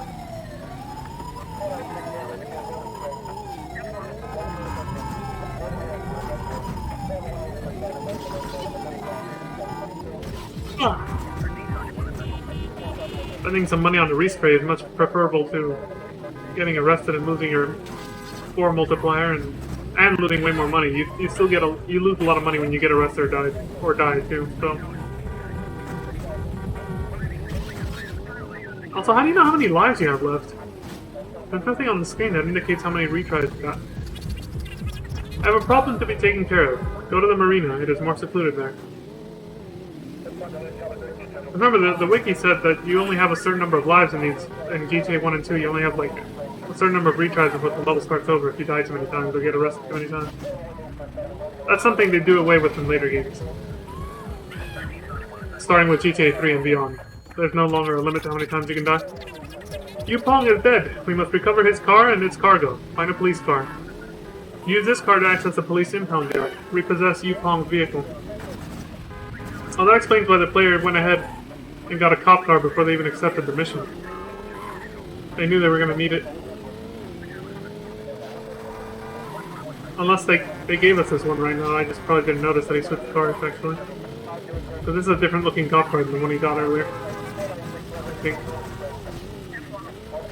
SAPD it says on it.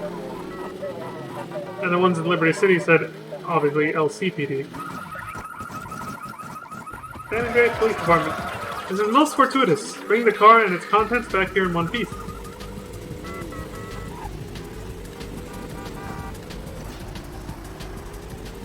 The music is head boppy, you know.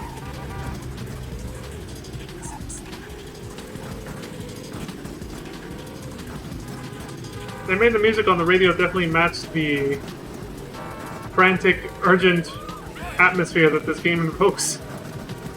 The sense of urgency that this game has. Onto some cardboard boxes and some trash, no big deal. Mission complete. You honor our family. You can expect extra bean sprouts in your next chow mein. Oh, that sounds delicious right about now. We have found Yupong's betrayer.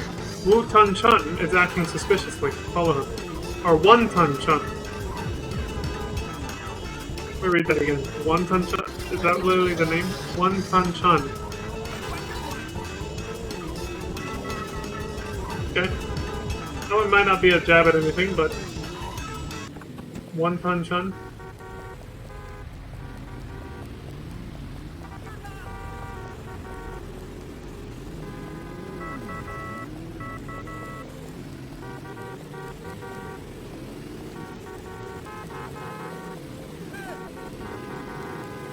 I guess you just have to follow this guy on foot for once. It's like the most on foot action I've seen in this game. See, I like how your character literally just looks like any other NPC. Looks just like the one we're following. It's the same sprite. Oh, got stuck on the corner there.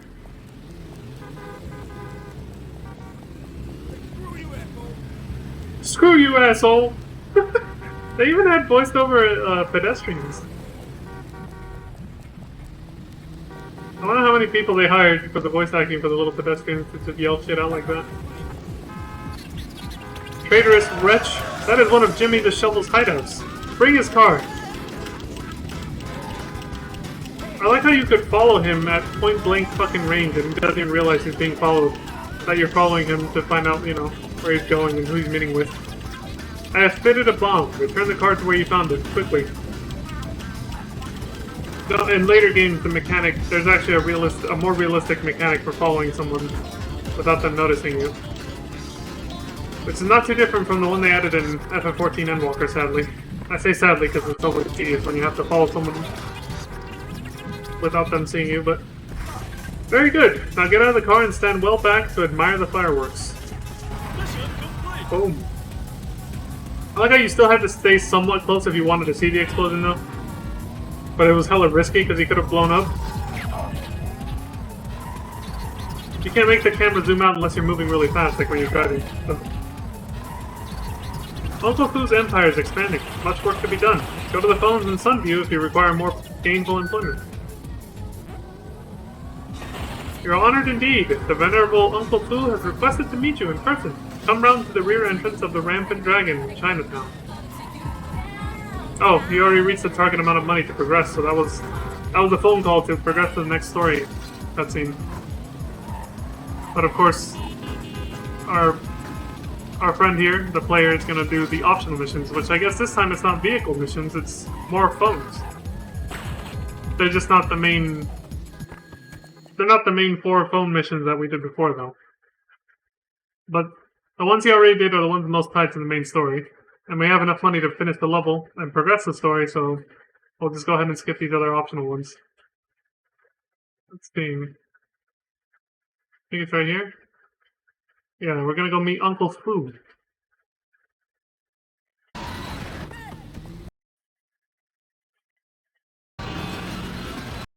That phone call just told us, so that's what we're gonna do. Let's see what Uncle Fu has to say about our exploits working for him. Again, super quiet, I can't control that. We are building a crime syndicate of extraordinary magnitude. We extort money in the tradition of our ancestors. You honor our family. You have our gratitude. Oh, telling us thanks for a good job. Chapter 2, Tequila Slimer. Hey amigo, how you doing? They call me El Burro. Maybe one day you find out why, no? Anyway, meantime I have work for you. I will call you at Telephone Hill. Okay, so now we're not working for the Chinese mob anymore, we're working for El Burro. Which I'm guessing very obviously implies that we're going to be working for a Hispanic gentleman. So it's going to be some kind of Hispanic gang.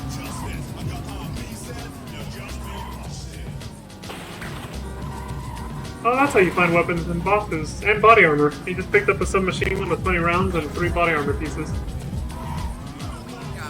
This is a mainstay tradition also, and that you can still around, well, actually it stopped with GTA 4. Or did it? I don't know. I don't know if GTA 5 still has this, but you can find weapons and armor and other things, mostly just weapons and armor, scattered around any environment. In every game that I've played so far, GTA 3, 4, San Andreas, Vice City, they all have hidden little weapons that you can find behind nooks and crannies. So you can get strapped for free if you don't want to go shopping, basically, or use cheat codes. And of course there's maps online to find out where all the weapons and stuff are hidden. I have a little job for you, my friend. I will call you in Eagleside shortly. Okay, here we go. First mission for El Burro. North Telephone Hill 1, 2, 3, 4.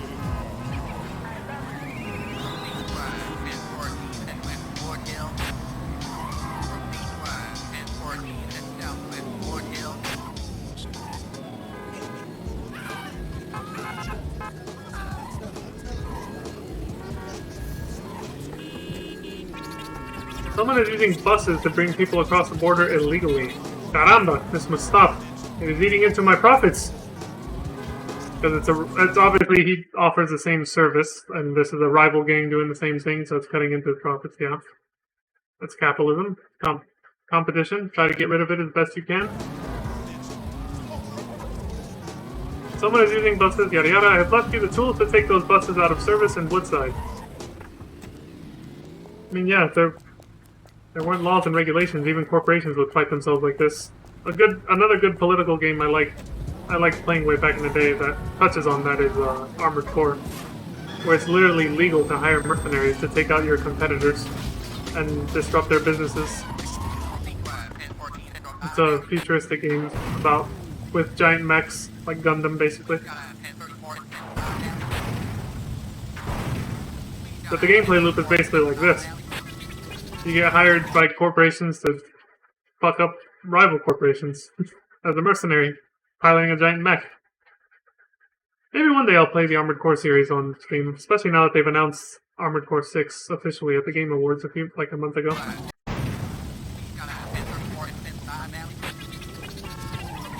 Anyway, that's good, amigo, but there are 2 more out and about. Find them and scrap them. I like how the dialogue is written to encompass the accent and the dialect and the manner of speaking, basically.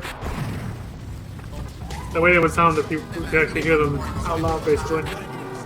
Just like FF14, where even when it's written dialogue, it's written like, oh my god, the pirate dialogue in Limbs Elementa. Oh my god, I can't do it. That shit was so hard at the beginning of FF14 to narrate on stream. So bad. Very good, muchacho. I'm happy with your work. I will not forget this, my friend. Arriba, cabrón.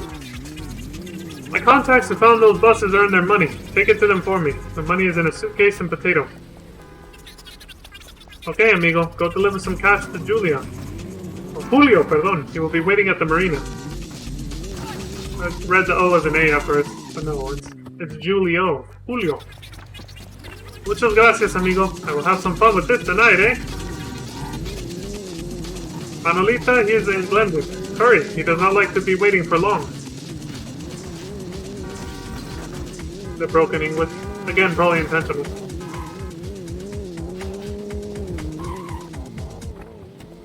What happens if you accidentally run him over? Mission failed. At last! You think I have nothing better than to stand around here waiting for you? That Monolito, what a crazy guy. I think someday I may have to kill him. Now, Atlantic Heights is where Paulo will be. Great loyalty they have going on here. Well, the higher-ups don't have to be loyal to the lower people, so... Gracias, gracias. Now I can pay for my mother's bowel surgery. Adios, amigo. Okay, your last delivery is in Sunview. Ricardo will be waiting there.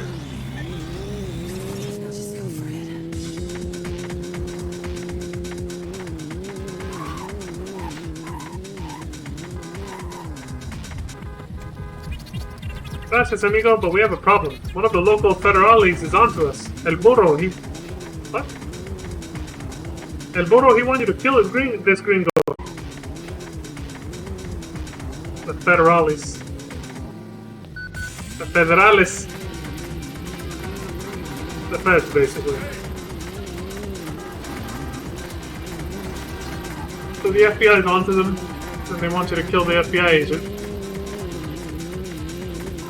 That's been on their case.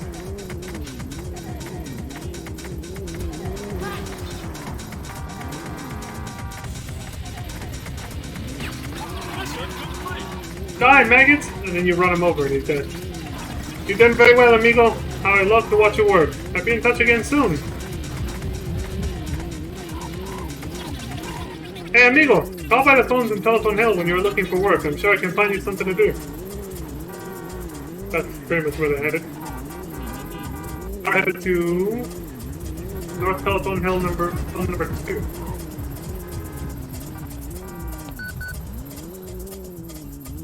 Whenever there's long segments like this, and I notice it's just a lot of driving, I'm gonna start skipping ahead just to save some time, like this.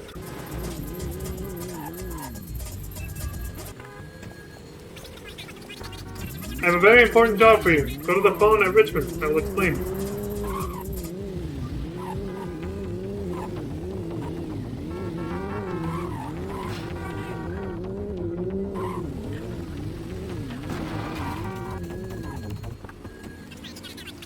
My man, Alvy, is getting a little too independent than I am liking. Go see Paco and the boys in Sunview. Is that Alvy? Alvin, I guess. Weird name.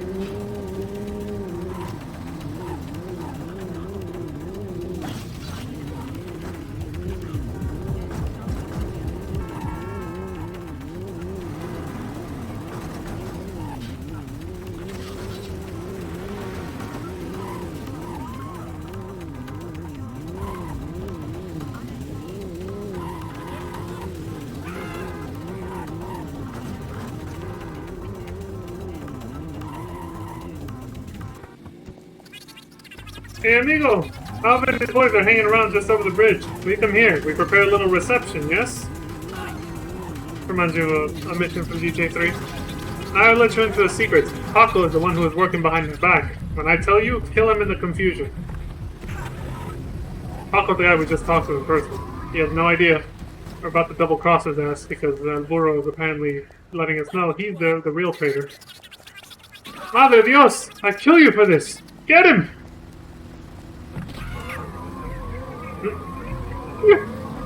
The one gunshot they got off on us. Pew!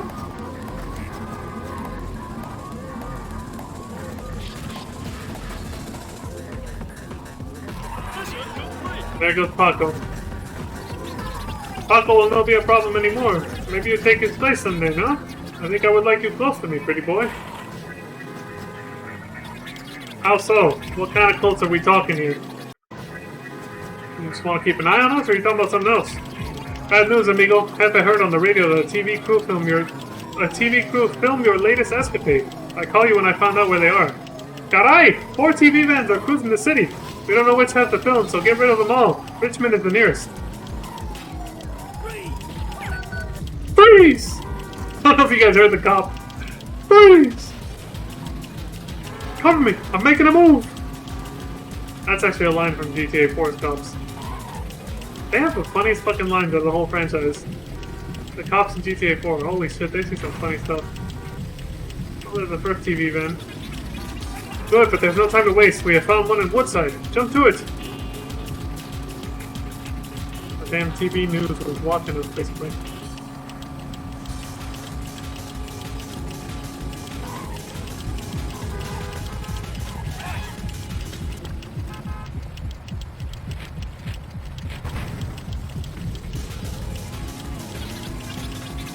Peppa tells me there's one in Sunview.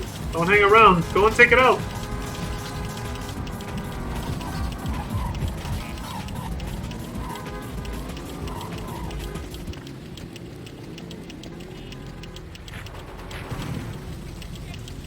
Shooting the flamethrower short bursts to preserve the ammo a little bit. 200 seconds left. The last one should be nearby. After this, we can relax a little, no? This whole mission is timed, basically. At least after you kill Paco.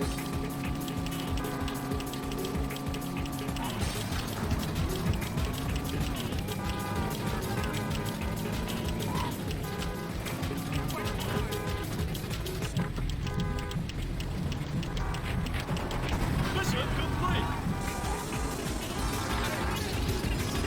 You're a tough hombre, eh? I'm glad to have a strong young man like you on my side. I like you very much. Hey amigo, call by the phones in Telephone Hill when you are looking for work. I'm sure I can find you something to do.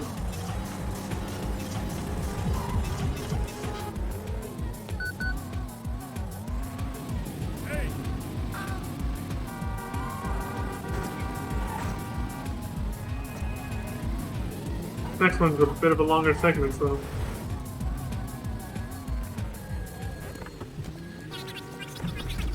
I want to talk to you about something real important. I will call you an Excalibur. Garanga for running over a bunch of people at once. Probably get a nice score multiplier for that. Or maybe not a multiplier, but a nice, like, you know, bonus extra cash for running over so many people at the same time. What the hell does Garanga mean? I don't know.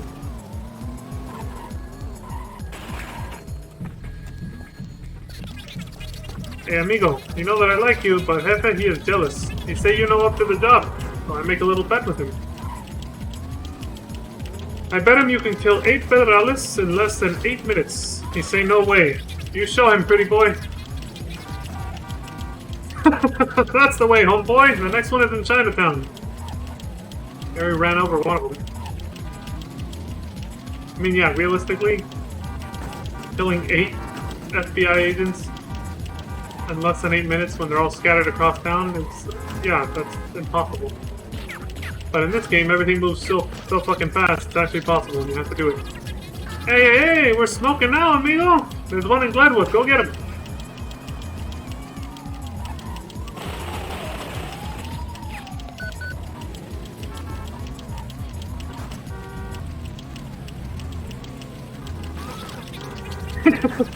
One less pig to worry about, no? The next one is in Sailor's Wharf.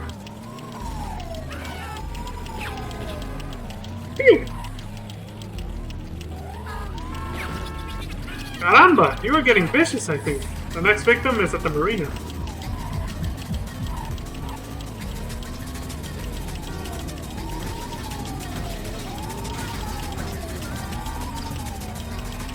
This guy's a fast car, but it's starting to get beat up.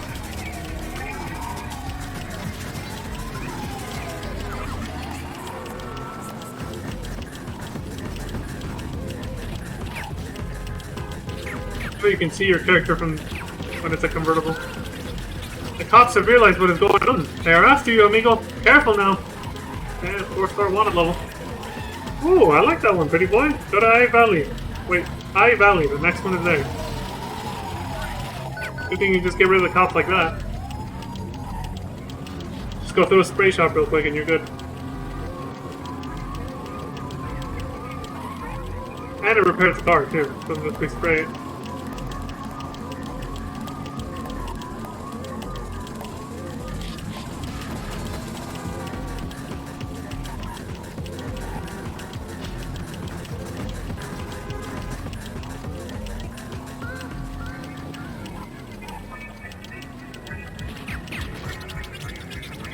The Federales will be after your blood for this. Get over to Sunview and kill yourself another pig. How many is that? I lost count. I know it was 8 is the total, but how many did you kill so far?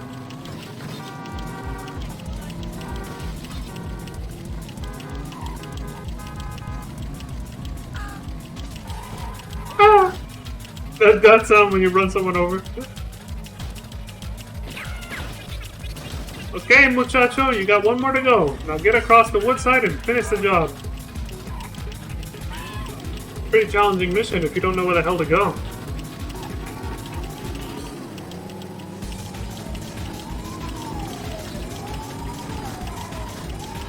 One-star wanted level. Oh my god, that cop almost arrested him. That was close. Oh, he got stuck.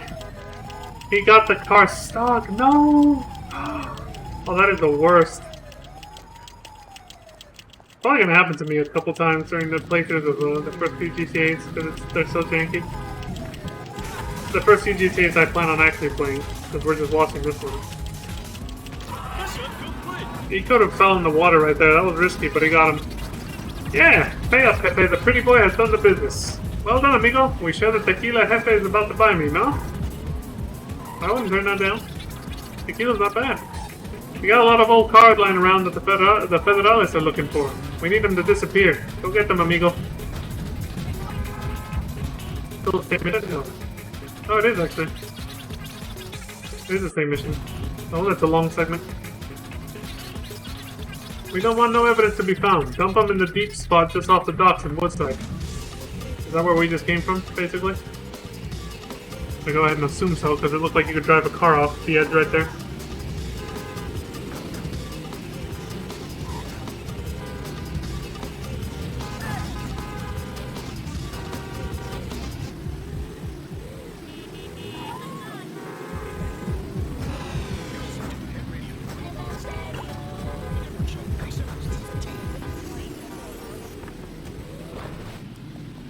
Oh my god, the dive-out mechanic for cars wasn't fully there yet, so he had to take such a risk. He was literally a centimeter from falling into the water himself, look. Jesus. They didn't add a proper dive out of the car as it's moving really fast mechanic until GTA Vice City. Your character just you had to come to almost a complete stop, just step out of the car normally before that, which is what he did right now. Which is why he almost fell into the fucking drink, just dumping the car.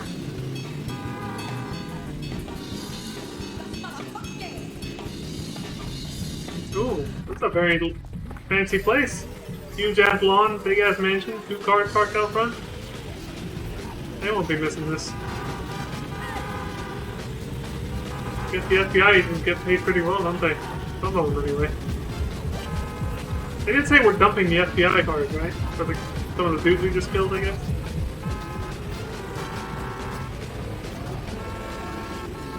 Doesn't seem to be too much dialogue to read for this one, so I'll probably just speed it up a bit more. So he's playing it safe with this one.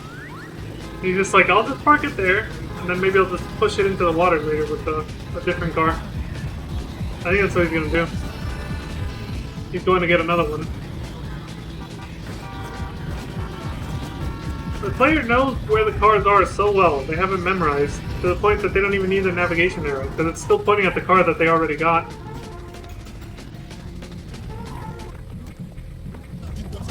Hey, he wants to do them both at once, these two.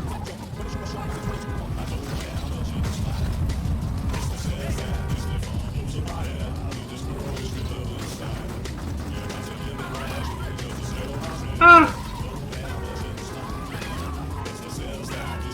Running over hella people. Damn! Well done. That was beautiful. If I was not on the other end of the phone, I would kiss you. I'm good. Hey, amigo, out by the phones and Telephone Hill when you are looking for work. I'm sure I can find you something to do. Last one.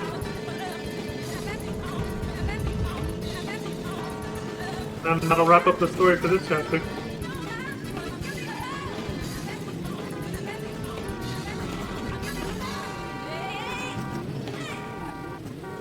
You have to go way uphill first and then loop back around.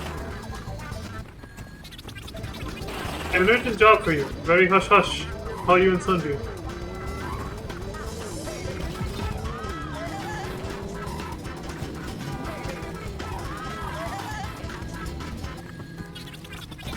A truck full of unusual chemicals has come into town.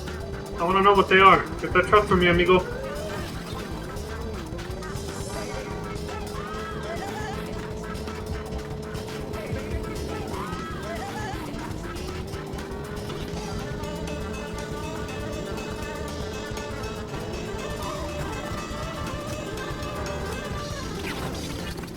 Get away from my truck, you goddamn little rat bastard! Very good, muchacho. You better change the plate so it is not so easy to spot. He said not so easy to spot. Broken English. Dude! Hella hard to fit that giant fucking truck in there. Very good, amigo. Now drop it off at my warehouse in Woodside and some of my boys will come check out the cargo.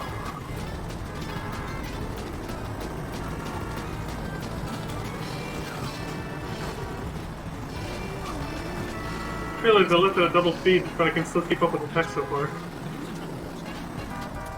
For now. Mission complete. Mission complete! Phew, that stuff stinks! I don't know what it is, but I'm damn sure I don't want to hear. Nice job anyway, amigo. Amigo, I don't know what was in that truck, but my boys who unloaded it got some kind of weird disease or something. Pepe's wondering about an eagle side. We don't want the Federales finding him. Get rid of him and make it messy. Doesn't have anything to do with what he just said about the bees. I don't know. Maybe, maybe not. Poor Pepe. I like his hair. Jorge is driving around Potato. The poor guy's delirious. Put him out of his misery. There goes Jorge. A terrible waste. Okay, Jose has just left the bar in Woodside. Federales are getting suspicious, amigo. Move quickly. Keep killing all of their witnesses in rapid succession. Of course they're gonna get suspicious. Like, that's hella sus.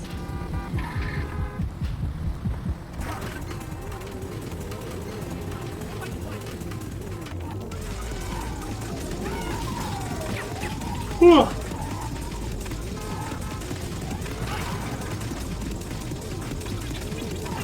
Pedro is trying to leave the city.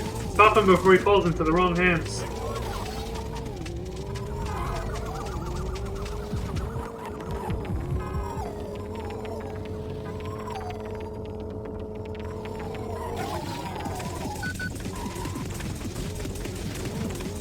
Damn.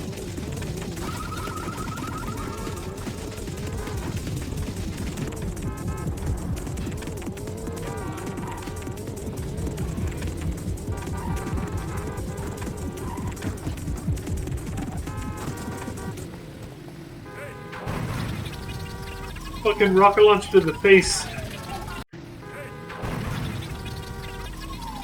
You will not take me back alive. What?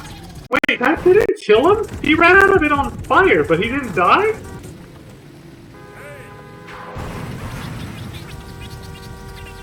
You will not take me back alive, maricon. He's dead now. Alfonso's heading for the Red Clam bar. It's my favorite bar. I don't want him making a mess on the floor. Kill him. Maricon, for those who don't know, it's basically a homophobic slur, but in Spanish. The last target.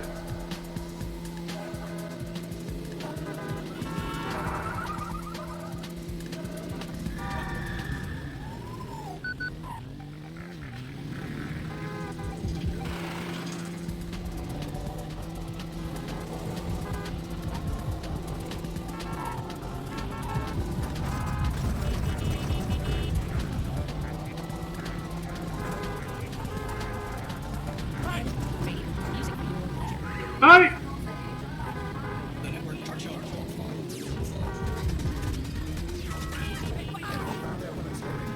Get absolutely fucking right. Rodrigo's my oldest compadre. Ah, we had some fun together. Too bad you gotta kill him now. He's driving in the... what? He's driving in the market. No loyalty amongst thieves, or whatever they call it, right? As soon as you're not useful to someone... That works in the criminal underworld.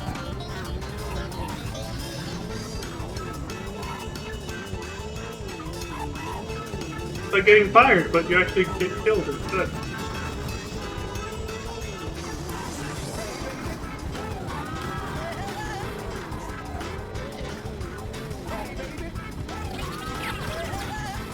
You won't get me, you murdering gringo! Okay, just one more and we are done. Chico's his name. I don't know what was in that truck, but someone will pay for all this. Also, this is related to the disease or whatever from that truck. Or he's just making a side comment about that. I don't know. We're headed to the telephone booth. Or the payphone, I guess. There's no actual booth, it's just a payphone, right? So, this has been a very sad day for me, but you have done well. That comforts me. Soon we share a bottle of tequila, no? Yeah, sure. Alright. Okay, hombre, if you need a job, just come to the phones and Sailor's Wharf and I put you to good use, no? Now the optional missions. The extra optional ones. Just like in the previous 3 levels. So he's not actually at the target amount of money yet. I'll go ahead and just start skipping ahead until he does get there, so we get the phone call for the next story cutscene. And then I'll skip to the cutscene. Just like before. Okay, so let's skip to the end of this mission. Oh, this segment had multiple missions. Well, let's just skip till we actually get to the part where he's reached the target amount of money. Oh, it's right here, it's right here. Okay.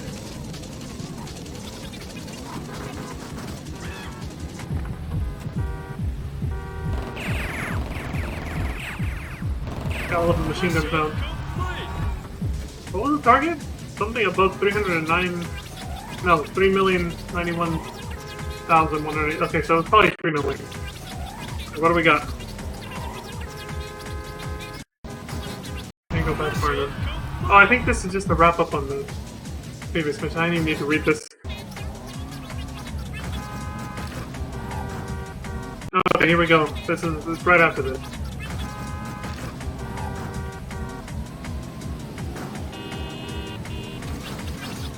Okay, I'm gonna need a job, just come to the phone, yada yada.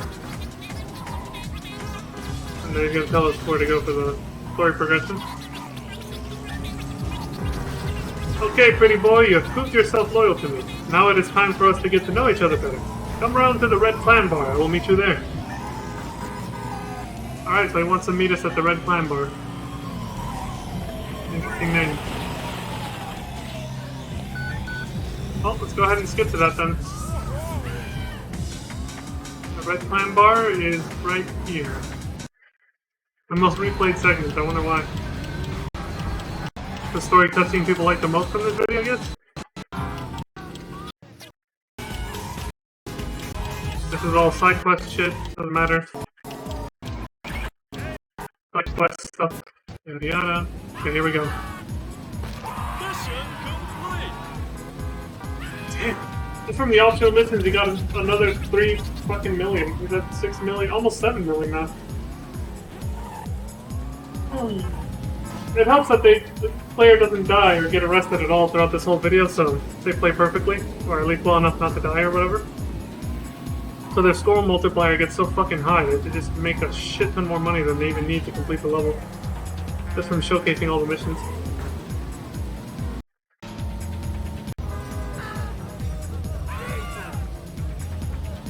Okay, we're finally gonna go meet the man, El Burro.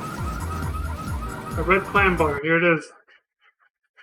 Hey, pretty boy, you done real good for me, no? Now it's time for you to find out why they call me the donkey, huh? Ha ha! I'm gonna reward you personal this time.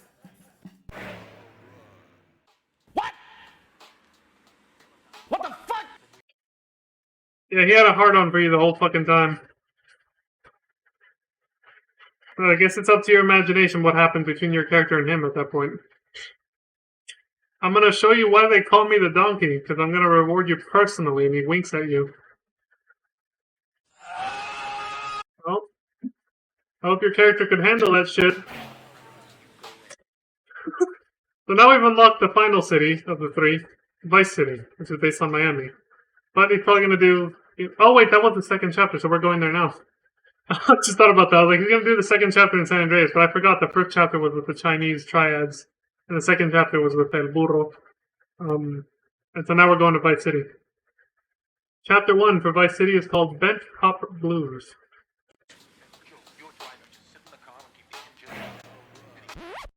Vice City is the final level. The final 2 levels are in Vice City, I should say.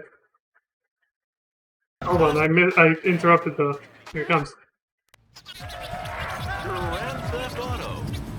Grand Theft Auto. The name's Deaver. I run the drug squad and I run this goddamn town.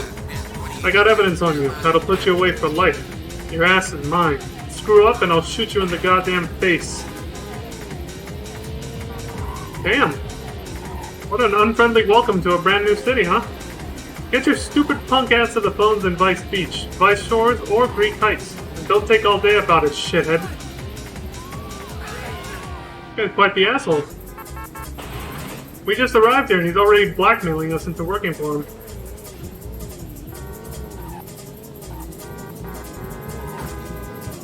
Yeah, Vice Beach phone 1, 2, 3, and 4, and then the Southwest Vice Shore phone. But you know what's interesting about this one? He lets you choose which set of phones you want to go to first. There's actually more open world choice here. Freedom of choice. Yeah, Vice Shores or Greek Heights. So here there's a ton of different phone missions you can take, which means none of them are more like main story related than the other ones, or considered like, you know, side missions, I guess. Any more than any other set of phones. I'll just hold to the tradition we've been doing up to this point though, and just stick to the first 4 that this person goes to, which I think are the Vice Beach ones. And Vice Beach phone number 1 is coming up. It seems like a long mission though, so I'll definitely put it in fast forward and might skip ahead a little bit too, especially if it's just a lot of driving. Which, that's 90% of this game, but there really isn't a lot of shootouts and combat. The first 2 GTA games, and the combat in GTA 3 is not that great either, but that one does have more of that. These first 2 are mostly just driving around really fast, for sure. Alright, let's see.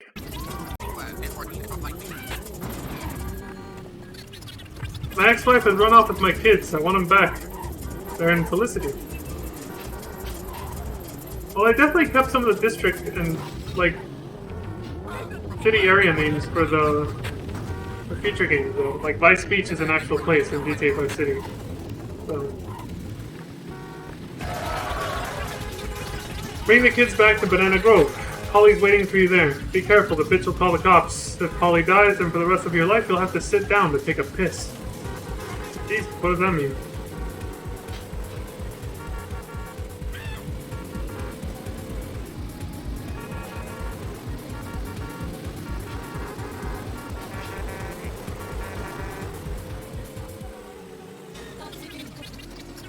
Take the little bastard to the hotel in Vice Beach. Be careful.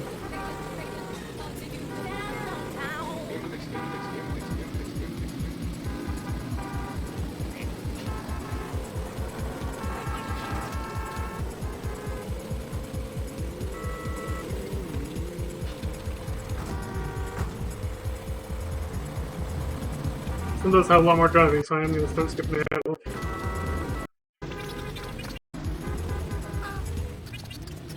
I appreciate that, kid, and guess what? You're babysitting the little bastards tonight. Some bitch reporter's been tailing me for the last couple of days. Go get her car. Okay.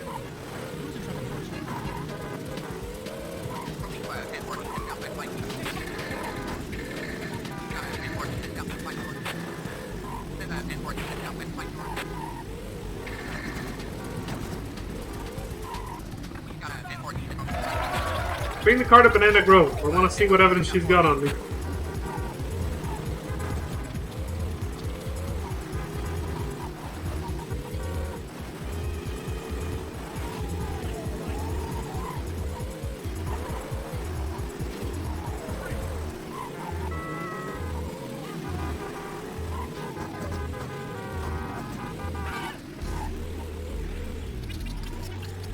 Nothing. Guess she was just trying to stir some shit up.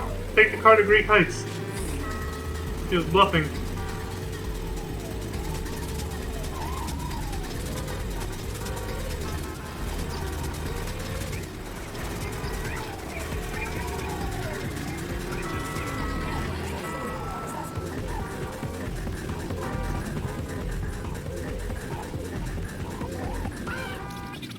Thanks, man. I'll respray this piece of shit and sell it. She'll never find it.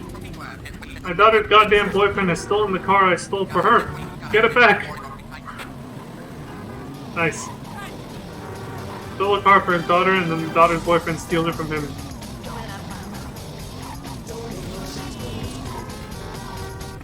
Oh, is that it? A red sports car? Take the goddamn car over to Banana Grove, and for Christ's sake, don't wreck it.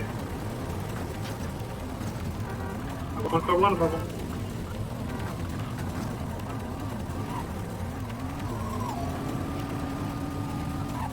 Holy shit, this thing is fast.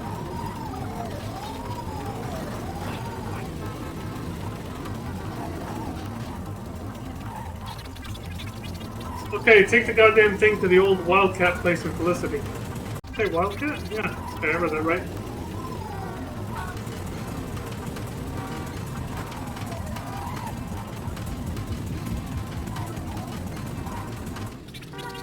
You work for my dad, right? You're cute. Call me if you ever lose those scabs. Call me if you ever lose those scabs. Okay. My sag titty bitch wife's in Greek Heights. Go get her. This guy's just a straight up asshole to everybody, isn't he? Blackmailing us. He doesn't give a rat's ass about respecting anyone else, for sure. Back here, now. Make sure you ain't followed.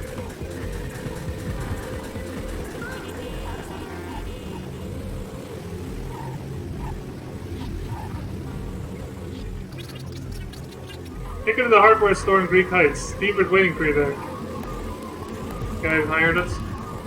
Talking all this trash.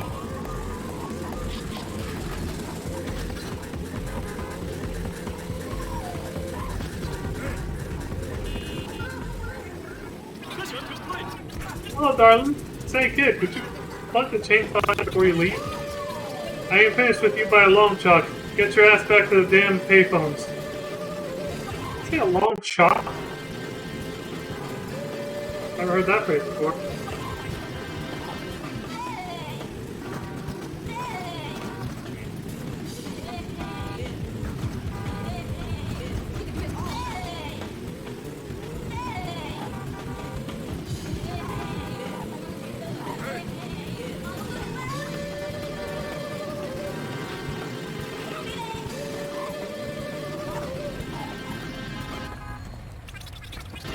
Get over to Vice Shores. There's a limo there. Steal it. Grease the owner. Kill him? Bring up.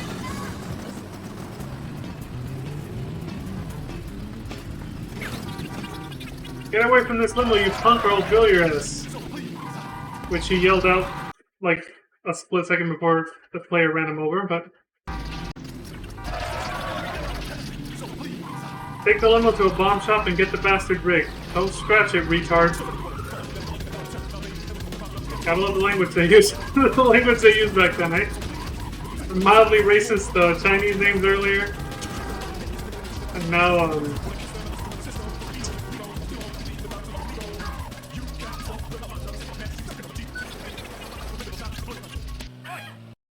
was trying to think of what one we saw before this. Maricón, of course. You know? Homophobic slur in Spanish. It's not the worst one, though, by the way. There's a way more vulgar ones for that. Alright, take it to Del Boy's Pussy Club and... what? Miramir?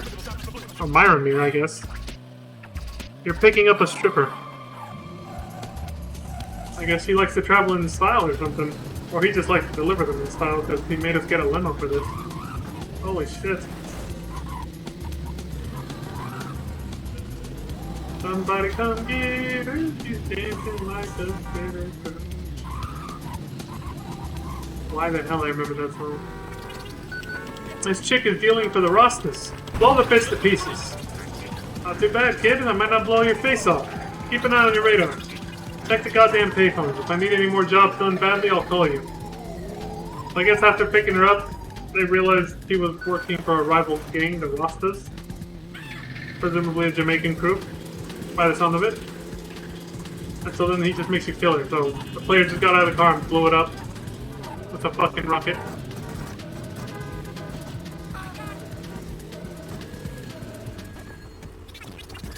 Alright, you stupid piece of shit. There's a car parked in Felicity. Go get it.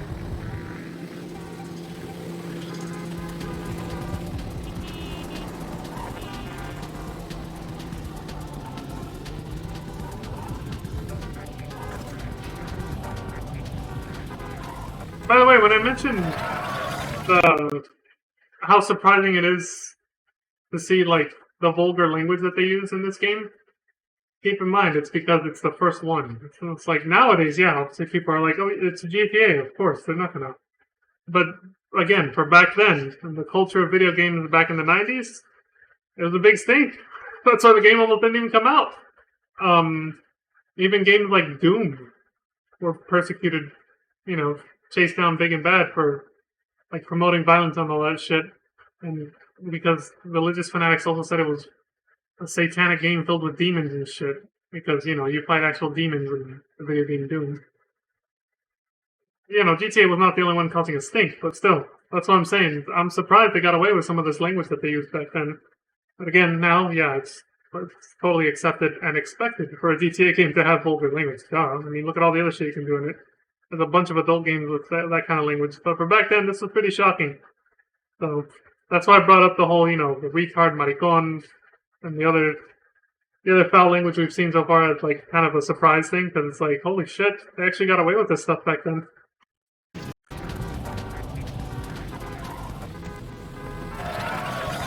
The Rostas have a crack house on my turf. Take the car to one of Crazy Bob's shops. By the way, I think the PlayStation version is censored because Sony was like, no, that ain't gonna fly. The graphics are way shittier, of course, because it's PlayStation, it's not PC. But I saw a little bit of it, and that very first mission back in Liberty City, where the guy says we have fresh pussy here, they replaced the word pussy with donut. So the guy says, get the car there fast, we have some fresh donuts here. I was like, that completely changes the meaning It changes the entire, like, it's so misleading from what it's supposed to say originally. Big Gingy's crack house is in Richmond Heights. I want every one of his junkies in the place dead. Okay.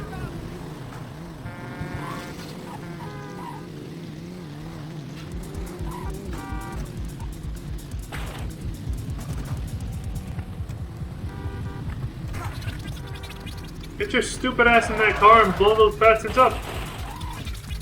Waste the bastards. Set the timer and run. Now persuade their dealers to part with their cash. There's one in Little Pagoda. Got 4-star one level though.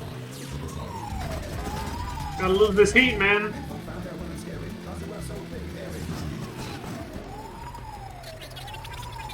I hear what your boss man done. Take the money. Judgment coming your way, man. Goddamn potheads. There's another one in Little Dominica. I just want the cash. So that was a Rastafari.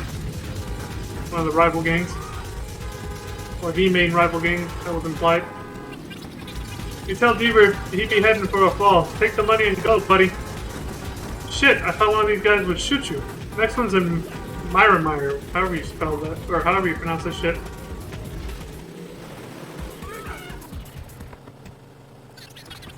Take your 30 pieces of silver. You're working for Babylon, man. Get out now or suffer the what? The wrath of Jah. I think Jah's supposed to be like the god of that faith. That a lot of the Rastafari faith, I believe. I believe that's actually what it's called, but I'm not sure. Or something like that. That's like one of the main figures that they worship, I believe. Jah. That's what I said. The wrath of Jah.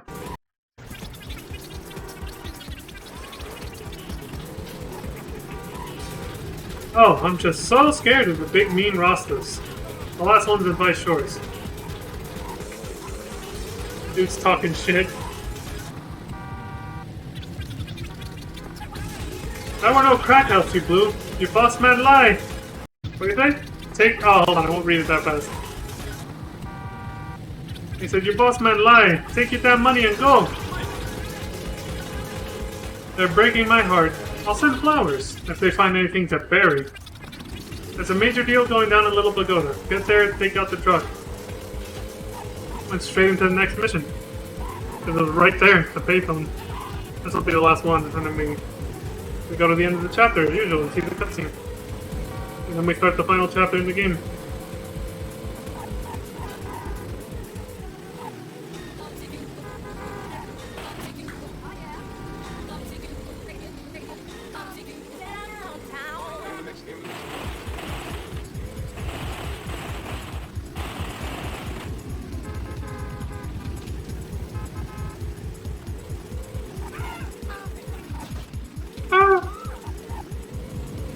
The little scream.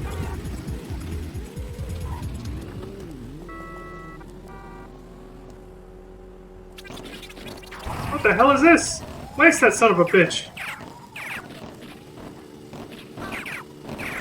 Oh, proper shootout for once. Stupid bastards. When are they gonna learn? I own this town. Get your poor bitch asshole back to the payphone. I got another job for you. I own this town, but who? We don't even know the name of the gang we're working for.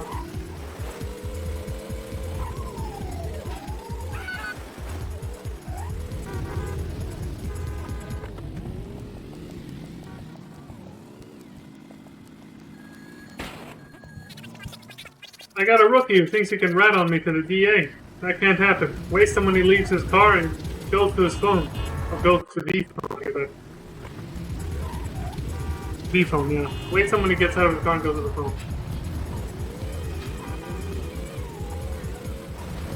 That little yellow arrow is so... Like, I would strain my eyes to see that thing for the objective marker. Because it's transparent, so it's like... It's so tiny, too.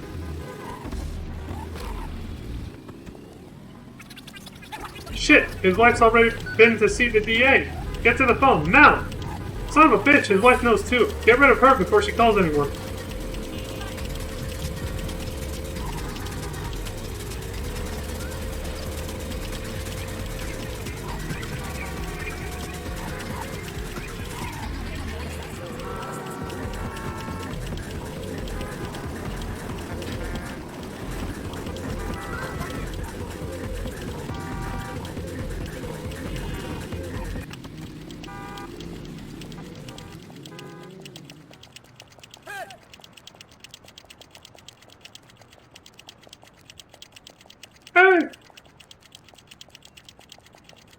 Look at all that beautiful water down there.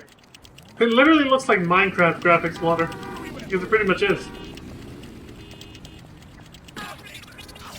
Get your sorry ass over to the banana grove. If the cops stop you, you're on your own.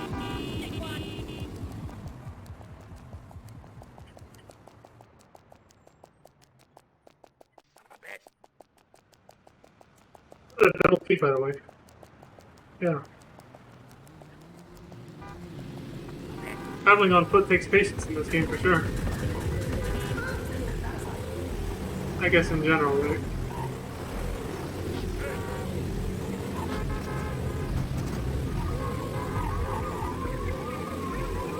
Are there really that many cities with 4 lanes? I guess I've never been to Miami, but still. That just about wraps that up, stupid son of a bitch. Nobody rats on me. Nobody! I got a few more jobs for you, boy. Check the payphones, we'll call you there.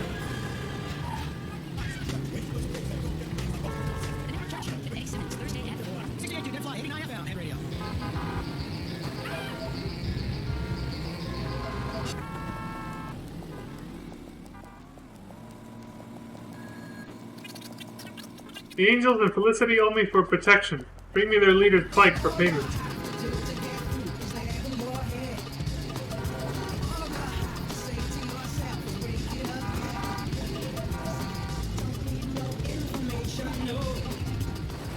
Oh, at least our character was still able to walk and run after their encounter with El Burro. Do you know what I'm saying? Crossing that big ass bridge just now. Hey, what the hell is this? Waste that son of a bitch. Get your ass in gear and bring the bike to the garage in Greek Heights. They made short work of 3 bikes in one go and then just jack the other one. I like that there were motorcycles in the first GTA game. But only, this is the first time I see one here in Vice City. But motorbikes don't actually make an appearance in the 3D universe until, well, not really accurate to call it the 3D universe, but where it actually becomes like third-person perspective and you can look around instead of just the top-down view. The PS2 era, we'll call it. You don't actually get bikes in that one until GTA Vice City. They're not in GTA 3. They're in one plane though, but even then you can't really fly it that well. Shit, that ain't worth 3 grand. Here's a couple of bucks, now piss off. I shot one of those goddamn Coral City Rostas last night. Go find his car. Shit, it's a trap. Model car is rigged with explosives. Jesus! More goddamn paperwork. So what the fuck are we supposed to do?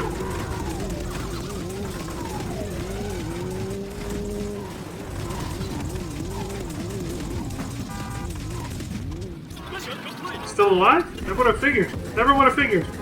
Unpredictable little shit, ain't ya? I got some dangerous jobs that need doing. Get to the payphones, you dick.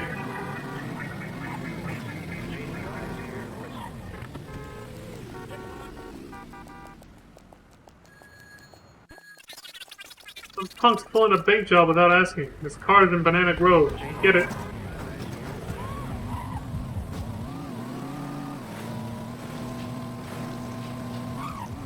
I just realized we actually overdid it with this one. Actually, this is the next set of payphones. Yeah, we just... Okay, yeah, we did the first 2 missions. I totally got lost. I lost track. Didn't even realize he already moved to a different set of phones. We did overtime on this one. The other reason I didn't notice, we're not even at the money cap yet. We're not at the target. But I can start skipping ahead, though. I accidentally overdid it.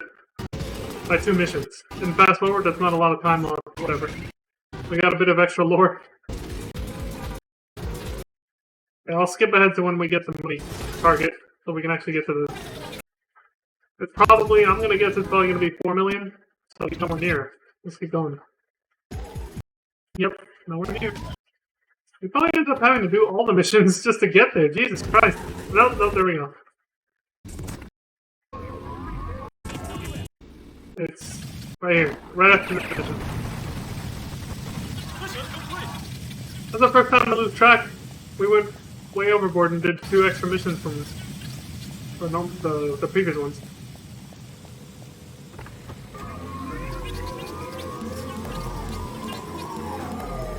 Too bad extra phones are gonna work till you drop. Listen up, jerk off. I want to talk to you. Come to the police station in Banana Grove. Okay. That was a phone call that gives you the red arrow because our money's red because we reached the target score amount, so we can actually finish the level. So, where do you say to meet him? The police station in Banana Grove. He wants to meet us. Whoever the hell he is. Been talking mad shit to us the whole time.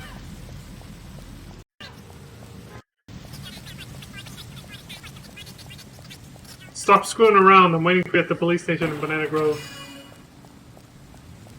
Dude, he's almost at 10 million here. 9,713,000 after finishing all the extra side missions, on the extra phone missions or whatever. Oh my god. You just have to run into it until your character jumps over it, or what? I think it's janky. Go further.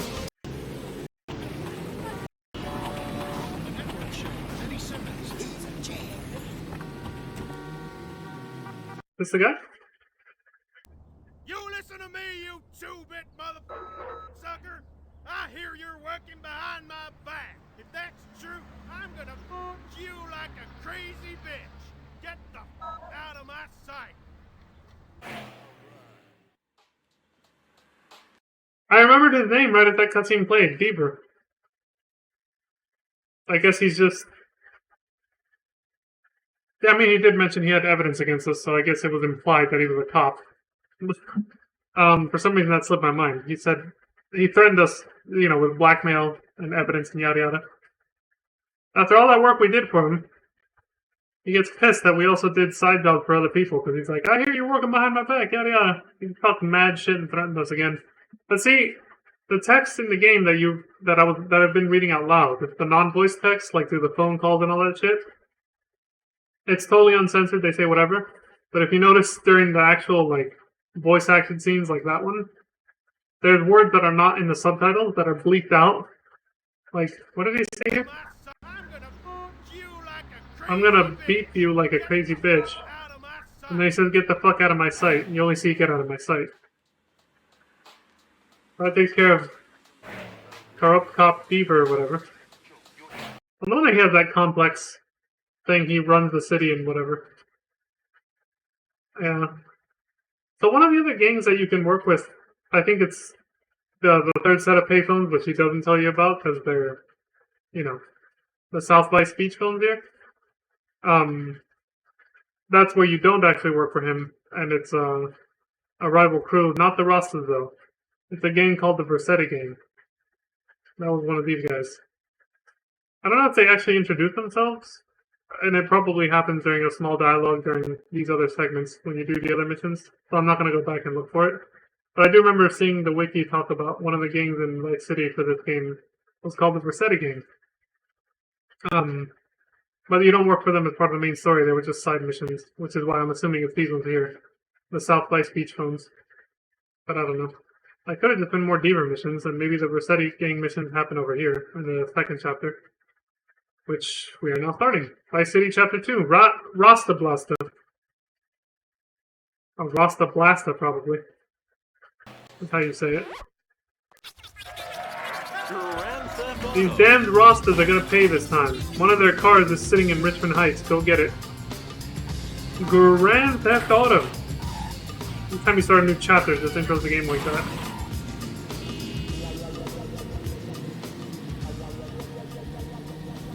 Rasta Blasta info mission. Oh, here we go. I mean, at least that cop didn't throw us in jail after he found out we were working for other people behind his back. He still let us go, because, you know, we worked for him the most. Got off lucky. Beaver. What a name for a cop. His character model looked familiar in that cutscene, though. I feel like he was the inspiration for another character in one of the Vice City games, actually. It doesn't have the same name, but his appearance looks very similar. That's the one. Take it to the nearest bomb shop and have it filled with a little surprise for them. There's like a corrupt cop that looks almost exactly like Beaver in GTA Vice City Stories, I think. I'll point it out when we get to that game later. But yeah, I'm pretty sure. Okay, it's ready to blow. Get it back before it's missed. Yeah, I just remembered. I don't remember his name, but I just remember the cutscenes with the character I'm thinking of. He's definitely a copy-paste of this Deaver guy that we just worked for. The dude we just saw in the cutscene before this.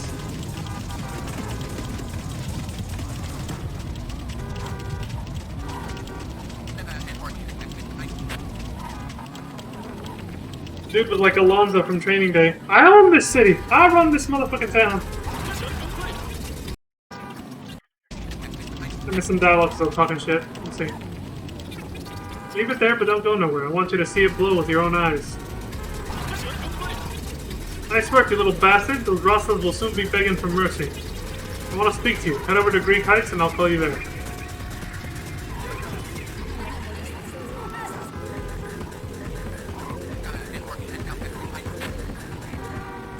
Are we still working for Deaver or someone else? I think you picked up a tail. Keep moving. I'll call you at the phone in Miramir.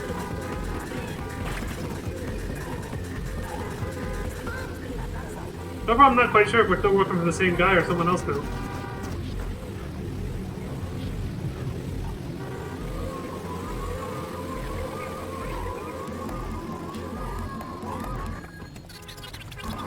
I think we finally cracked the Rostas. They want to meet. Move it, lard ass. I think it's still Deaver. I'll call you at my speech.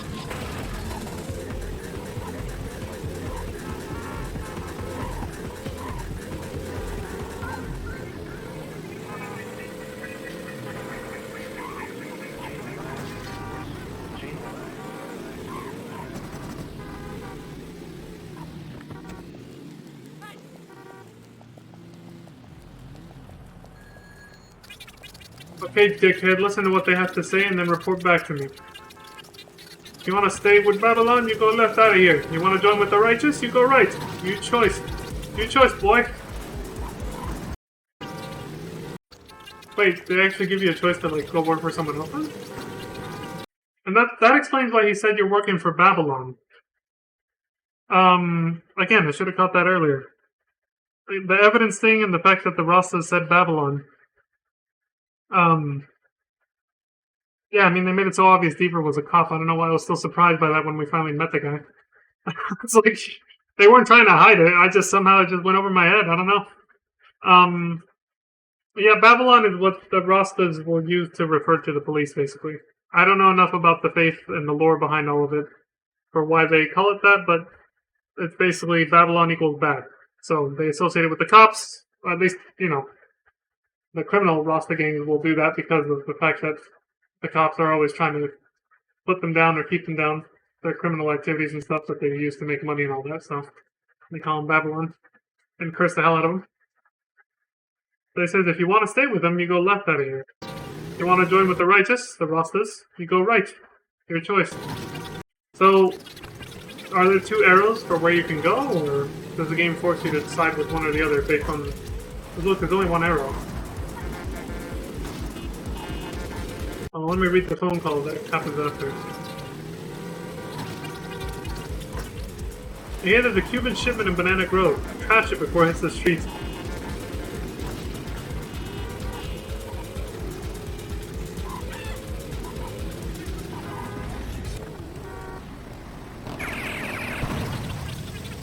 Hey man, you take out the limo in fullness. Too bad it was the wrong one. You just kill your boss's woman. I reckon he'd be rotted with you for a while.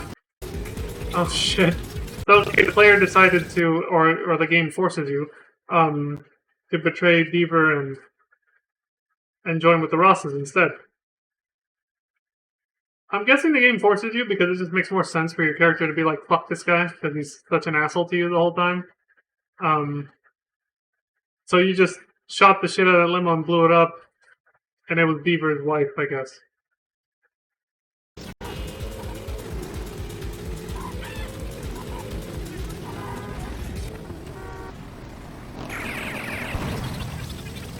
He said he'd be rotted with you for a while. He'd be rotted with you a while. Feel no way though, bro. I protect you from Babylon wrath. If you do what Josh says, cease and skittle, good boy. Cease and sickle, I think he said. I've never heard that phrase before. Oh shit, the text changed and I'm still sitting here waiting. Better slow it down. This has way more dialogue than previous missions so far.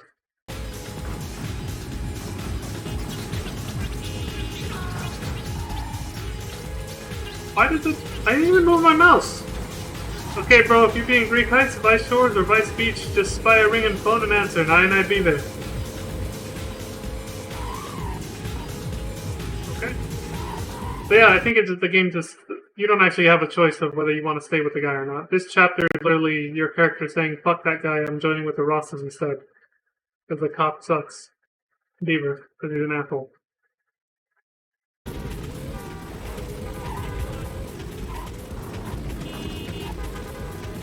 Oh, hey, we got a little bit of character development. Even though your character doesn't talk, actions speak louder than words, right? And at this point, your character said, fuck that guy. Because the game forces you to, you know, betray him. So obviously it's because your character's mindset is like, fuck him. I don't want to work for that guy anymore.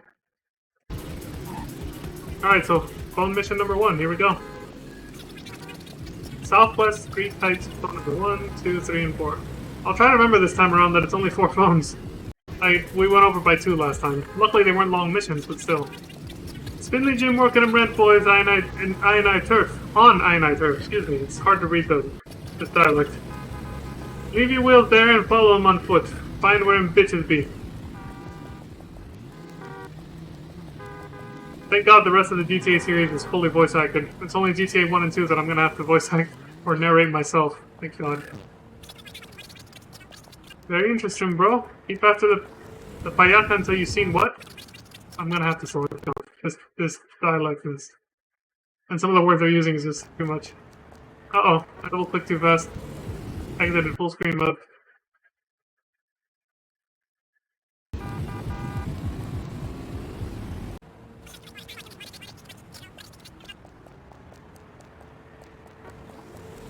So you've seen all them bitches, basically. That's what I said. Keep after the payata? Well, I'm not Jamaican enough to know what the hell kind of insults and slurs they use, so... I can only tell you the Spanish ones and the Hispanic ones, so... Okay, bro, you're doing fine. Keep after him, though.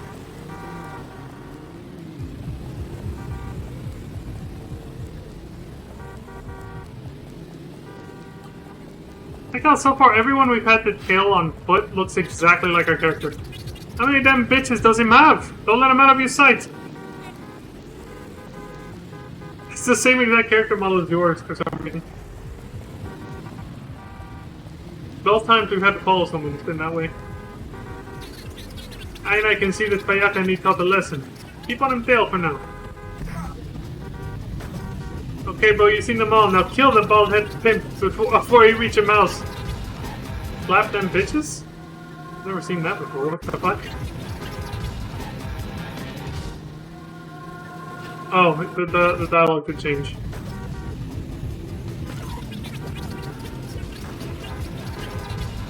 Nice work, rude boy. Now go back and slap them bitches and tell them they work for the brethren from now on. We don't have to go back to every single one we just passed. And slap them? Don't think you can find me with your big gun barrel, mister.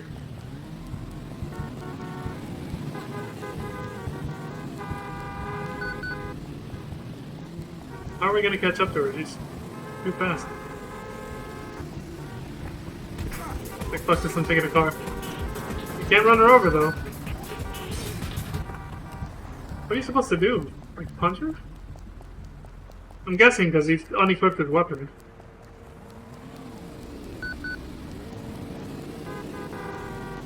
Slap bonus? $30,000? Dude, how the hell do you catch up to this? Is the slap bonus going down because we're taking too long? Yeah, it's going down. 25,000. You're on a bit of a timer if you want bonus cash, basically, and this player is failing hard right now. I don't blame him though, it's like if you can't run faster than the person you're chasing, how are you ever supposed to catch up enough to actually hit them?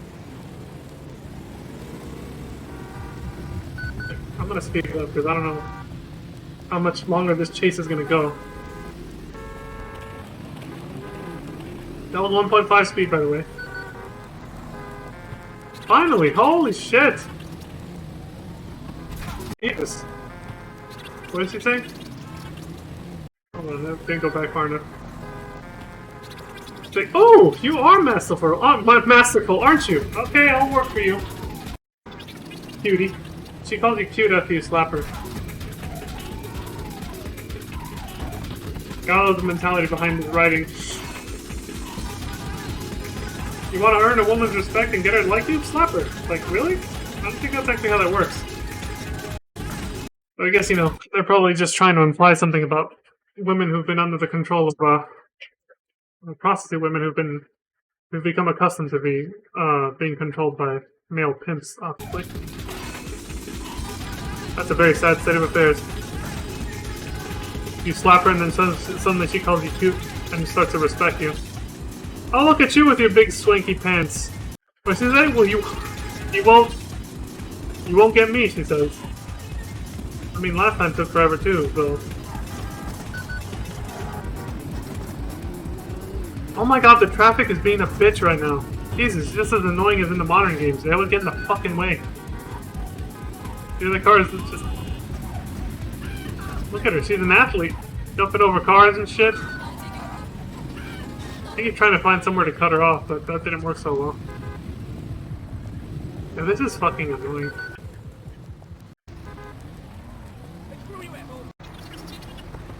Oh, okay, he got her. He got her here. Okay. See what he says. Ouch, you bitch! I should slap your legs! But I'm not gonna argue if you're gonna be nasty about it. Alright, slightly more realistic response. I guess. I'll scratch your eyes out if you come near me. He found the next woman. There she is.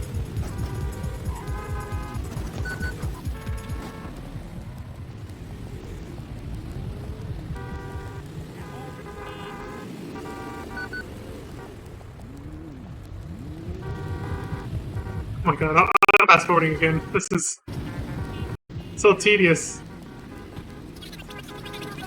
Oh, okay, I'll join. You bastards better learn how to treat a boy right, though. How to treat a boy right. So that was... Unless she's, like, implying that she has, like, a child or something, but... What the hell happened? Oh, there was... Wait, there was one more? I thought that was the last one. She said, ooh, chase me, chase me! Oh, come on, you can do better than that. Hurt me, you great stud. They're all masochists, apparently. God be pleased. This be a profitable day for the... Oh, fuck, that was fast. That was faster than usual. Usually, even at double speed, I can read the whole thing, but... Oh, I think some other dialogue came up and interrupted it. I see what happened. That's why. I'll have to leave it at normal for this, then.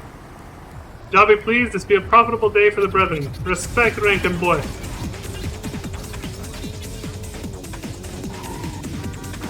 Oh, you can't hang around all day? There'd be no rest for the righteous, bro. Come to the phones for your next job. Okay.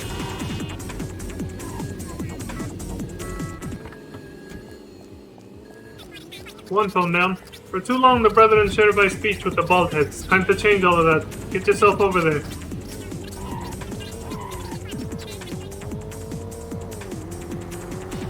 The killing must be ended before any TV crews can arrive. The brethren want no bad publicity. Step lively. I'm starting to lose my voice.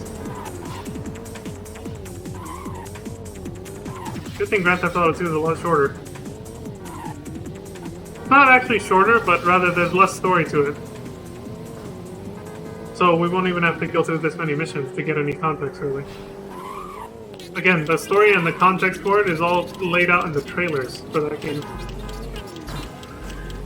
So, what did I miss? Okay, bro, drive the bald heads from this place. Burn them wheels and kill them scouts. Cleanse the streets with fire!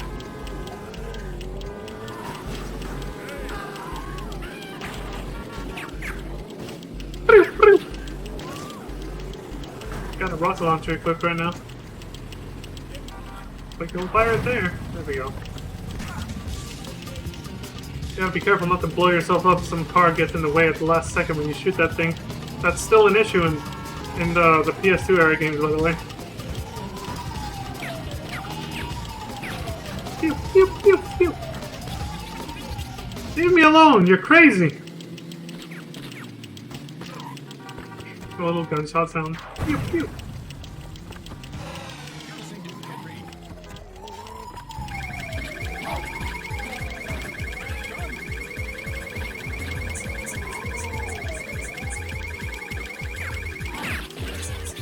Die, you random run-of-the-mill, typical random son of a bitch, typical random victim bastard.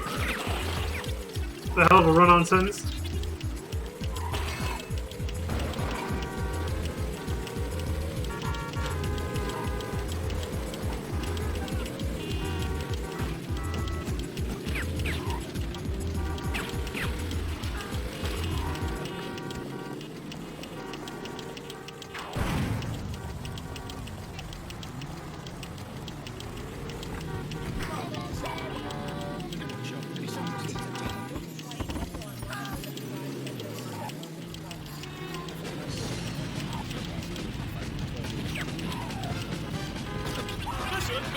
Help!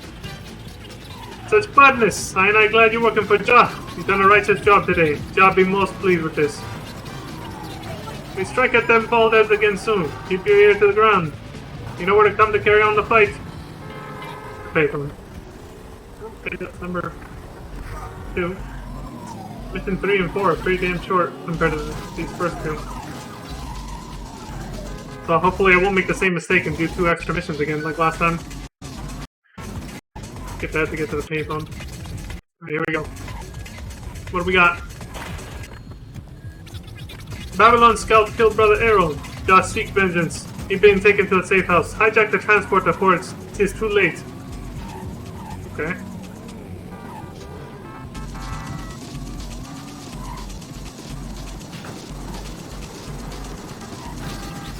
Away from the bus, asshole! You have yourself a whole shitload of trouble. See, this reminds me of a mission in a much more modern GTA game, though it's still pretty old now. You hijack a bus full of prisoners. You actually do this in a later game in the series. Oh shit, the dialogue. I'm missing it. Jah, pleased with you. Now bring the bus to the Docklands and Felicity. The brethren be waiting for you there. You set free a bunch of inmates. Commit the dialogue. Step away from the bus. We go and dispense the justice of Zion to this payaka. The justice of Zion. Skin your... What? Skin your teeth, bro. You make Jah proud. The brethren be pleased with your services. You know how to find us when you're ready, and I'd be waiting. Alright, back to the payphones. Last one.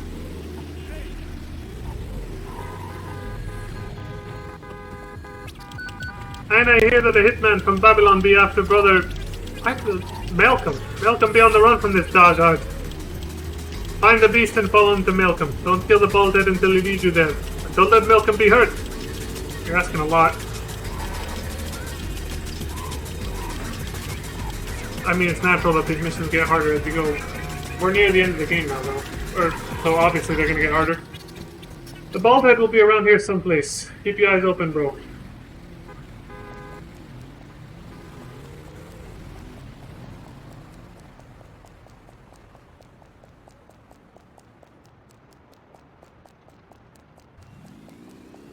This is the guy. We gotta kill him, but we gotta wait till he leads us to the guy we gotta protect first. Why not just kill him now?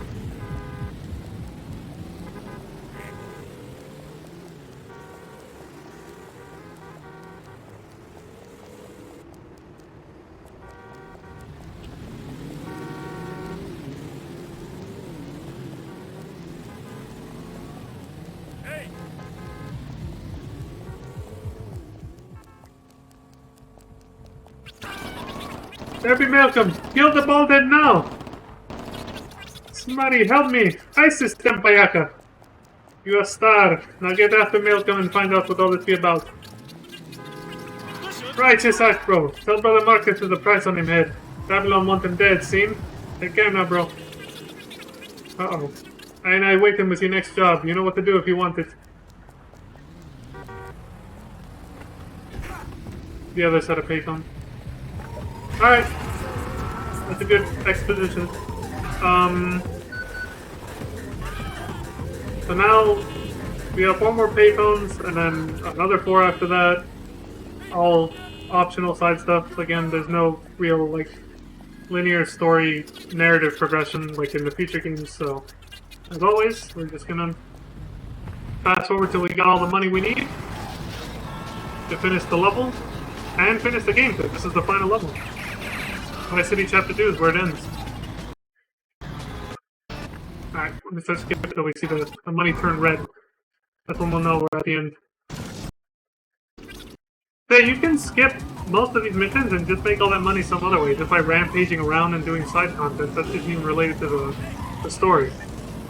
And then you can just finish the story, quote unquote, like that, which is, again, that's why I'm skipping missions, because a lot of them, I'm skipping a lot of missions because this game just doesn't have that kind of story where you need to do all the missions to get the full narrative and stuff like that. It's very open, it's just very open world. You just kind of, like I said at the beginning of this whole thing, your character's just a random criminal rising through the ranks, gaining money and respect as they go. Kind of change cities because they, you know, they eventually become infamous with the cops, so I can't say in one place in the world. It takes a while to get the target amount here. I heard an alert on stream. Just give me 1 second.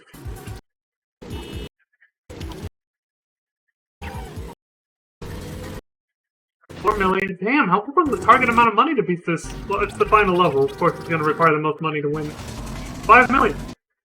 There it is. 5 million. Holy shit. Alright. An insane amount, but yeah.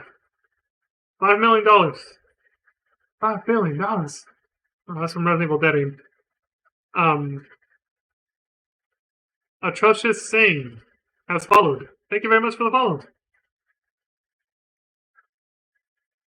Oh, hey, Crimson. I don't know when you came and said that. I'll have to look back at the VOD. You're probably not even here anymore, but, yeah, we're just watching Grand Theft Auto 1, and we're at the end. You probably posted that, like, hours ago, though. I don't know. I was in full screen, though, so I didn't see. Luckily, once I actually start playing on, you know, console, that won't be a problem anymore. When I play the rest of the GTA games. But, okay, so we're gonna see the phone call where he tells us to meet him, like always, to meet them in person so they can congratulate and thank us for all the work we did for them once we reach the target amount of money, which is after they turn in this mission. There it is. Mission complete! It does seem like the cops are easy to avoid. Or at least this player makes it look easy. Going back to what Crimson just, you know, what I just read that Crimson said. Like, even when they had a 4-star wanted level, as long as they kept driving moderately fast, I never really saw the cops on screen much.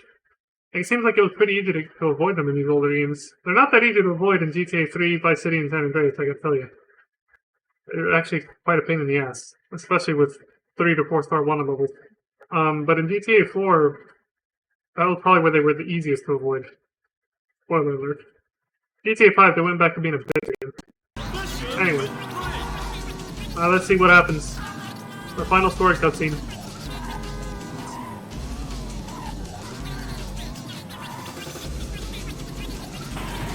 Okay, so...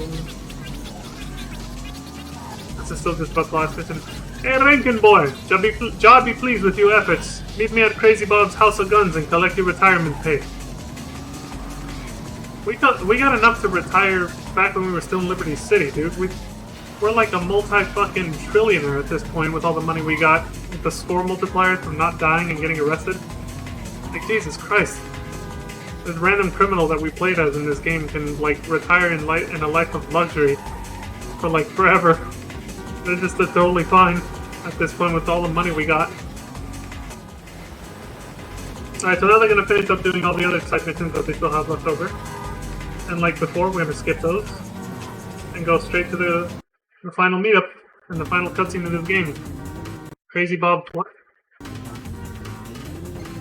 Crazy Bob's House of Guns. Hey, road boy, got got the idea that you got the job done and thing. Me, I'm just saying, well done on that. Serious cash in the briefcase, you know. So, I don't think I'll be seeing you for a long time. Simple as that. He gave you enough money to retire. So even he knows. He's like, there's some serious cash in that briefcase that I left for you as thanks for everything you did. I don't think I'll be seeing you for a long time. Just like the other crime bosses, basically, thanks for all the hard work, now get the hell out of town before, the cops come looking for you or something. And here's a bunch of, here's a parting gift of a shit ton of money so you can retire or do whatever the hell else you want to do. That's it. So you get your last scoreboard there. It says the same thing, what a guy, your mama would be proud. And then the credits roll. Grand Theft Auto, copyright 1997, DMA. DMA design. Is this normal? I put it back down to normal speed, but it still goes pretty fucking fast. Let's see who these people are that made this. Team leader and lead programmer, Keith Hamilton. Lead artist, Ian McHugh. Programming, way too many names to go through. Map design and mission programming, San Andreas by Steve Banks, Liberty City by Paul Farley, and Vice City by Billy Compton. The writers, Brian Baglow and Brian Lawson.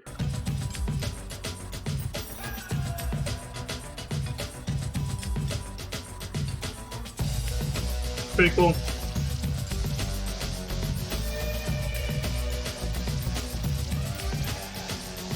That's Grand Theft Auto 1. Oh, I like this credits music though.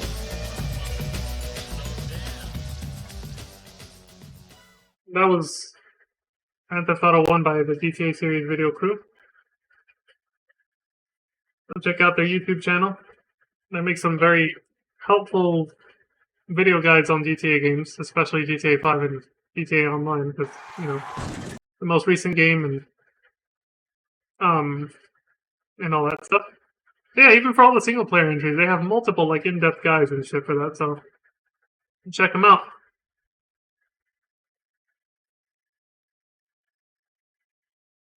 If you're looking for that kind of thing. Anyway, I'm going to take a small break here and then come back to do GTA 2, starting with the trailers. Which again, for GTA 2, most of the story is in the trailers. Actually, these are backwards. The opening intro for the game is actually based off the 8-minute trailer, which shows the entire storyline.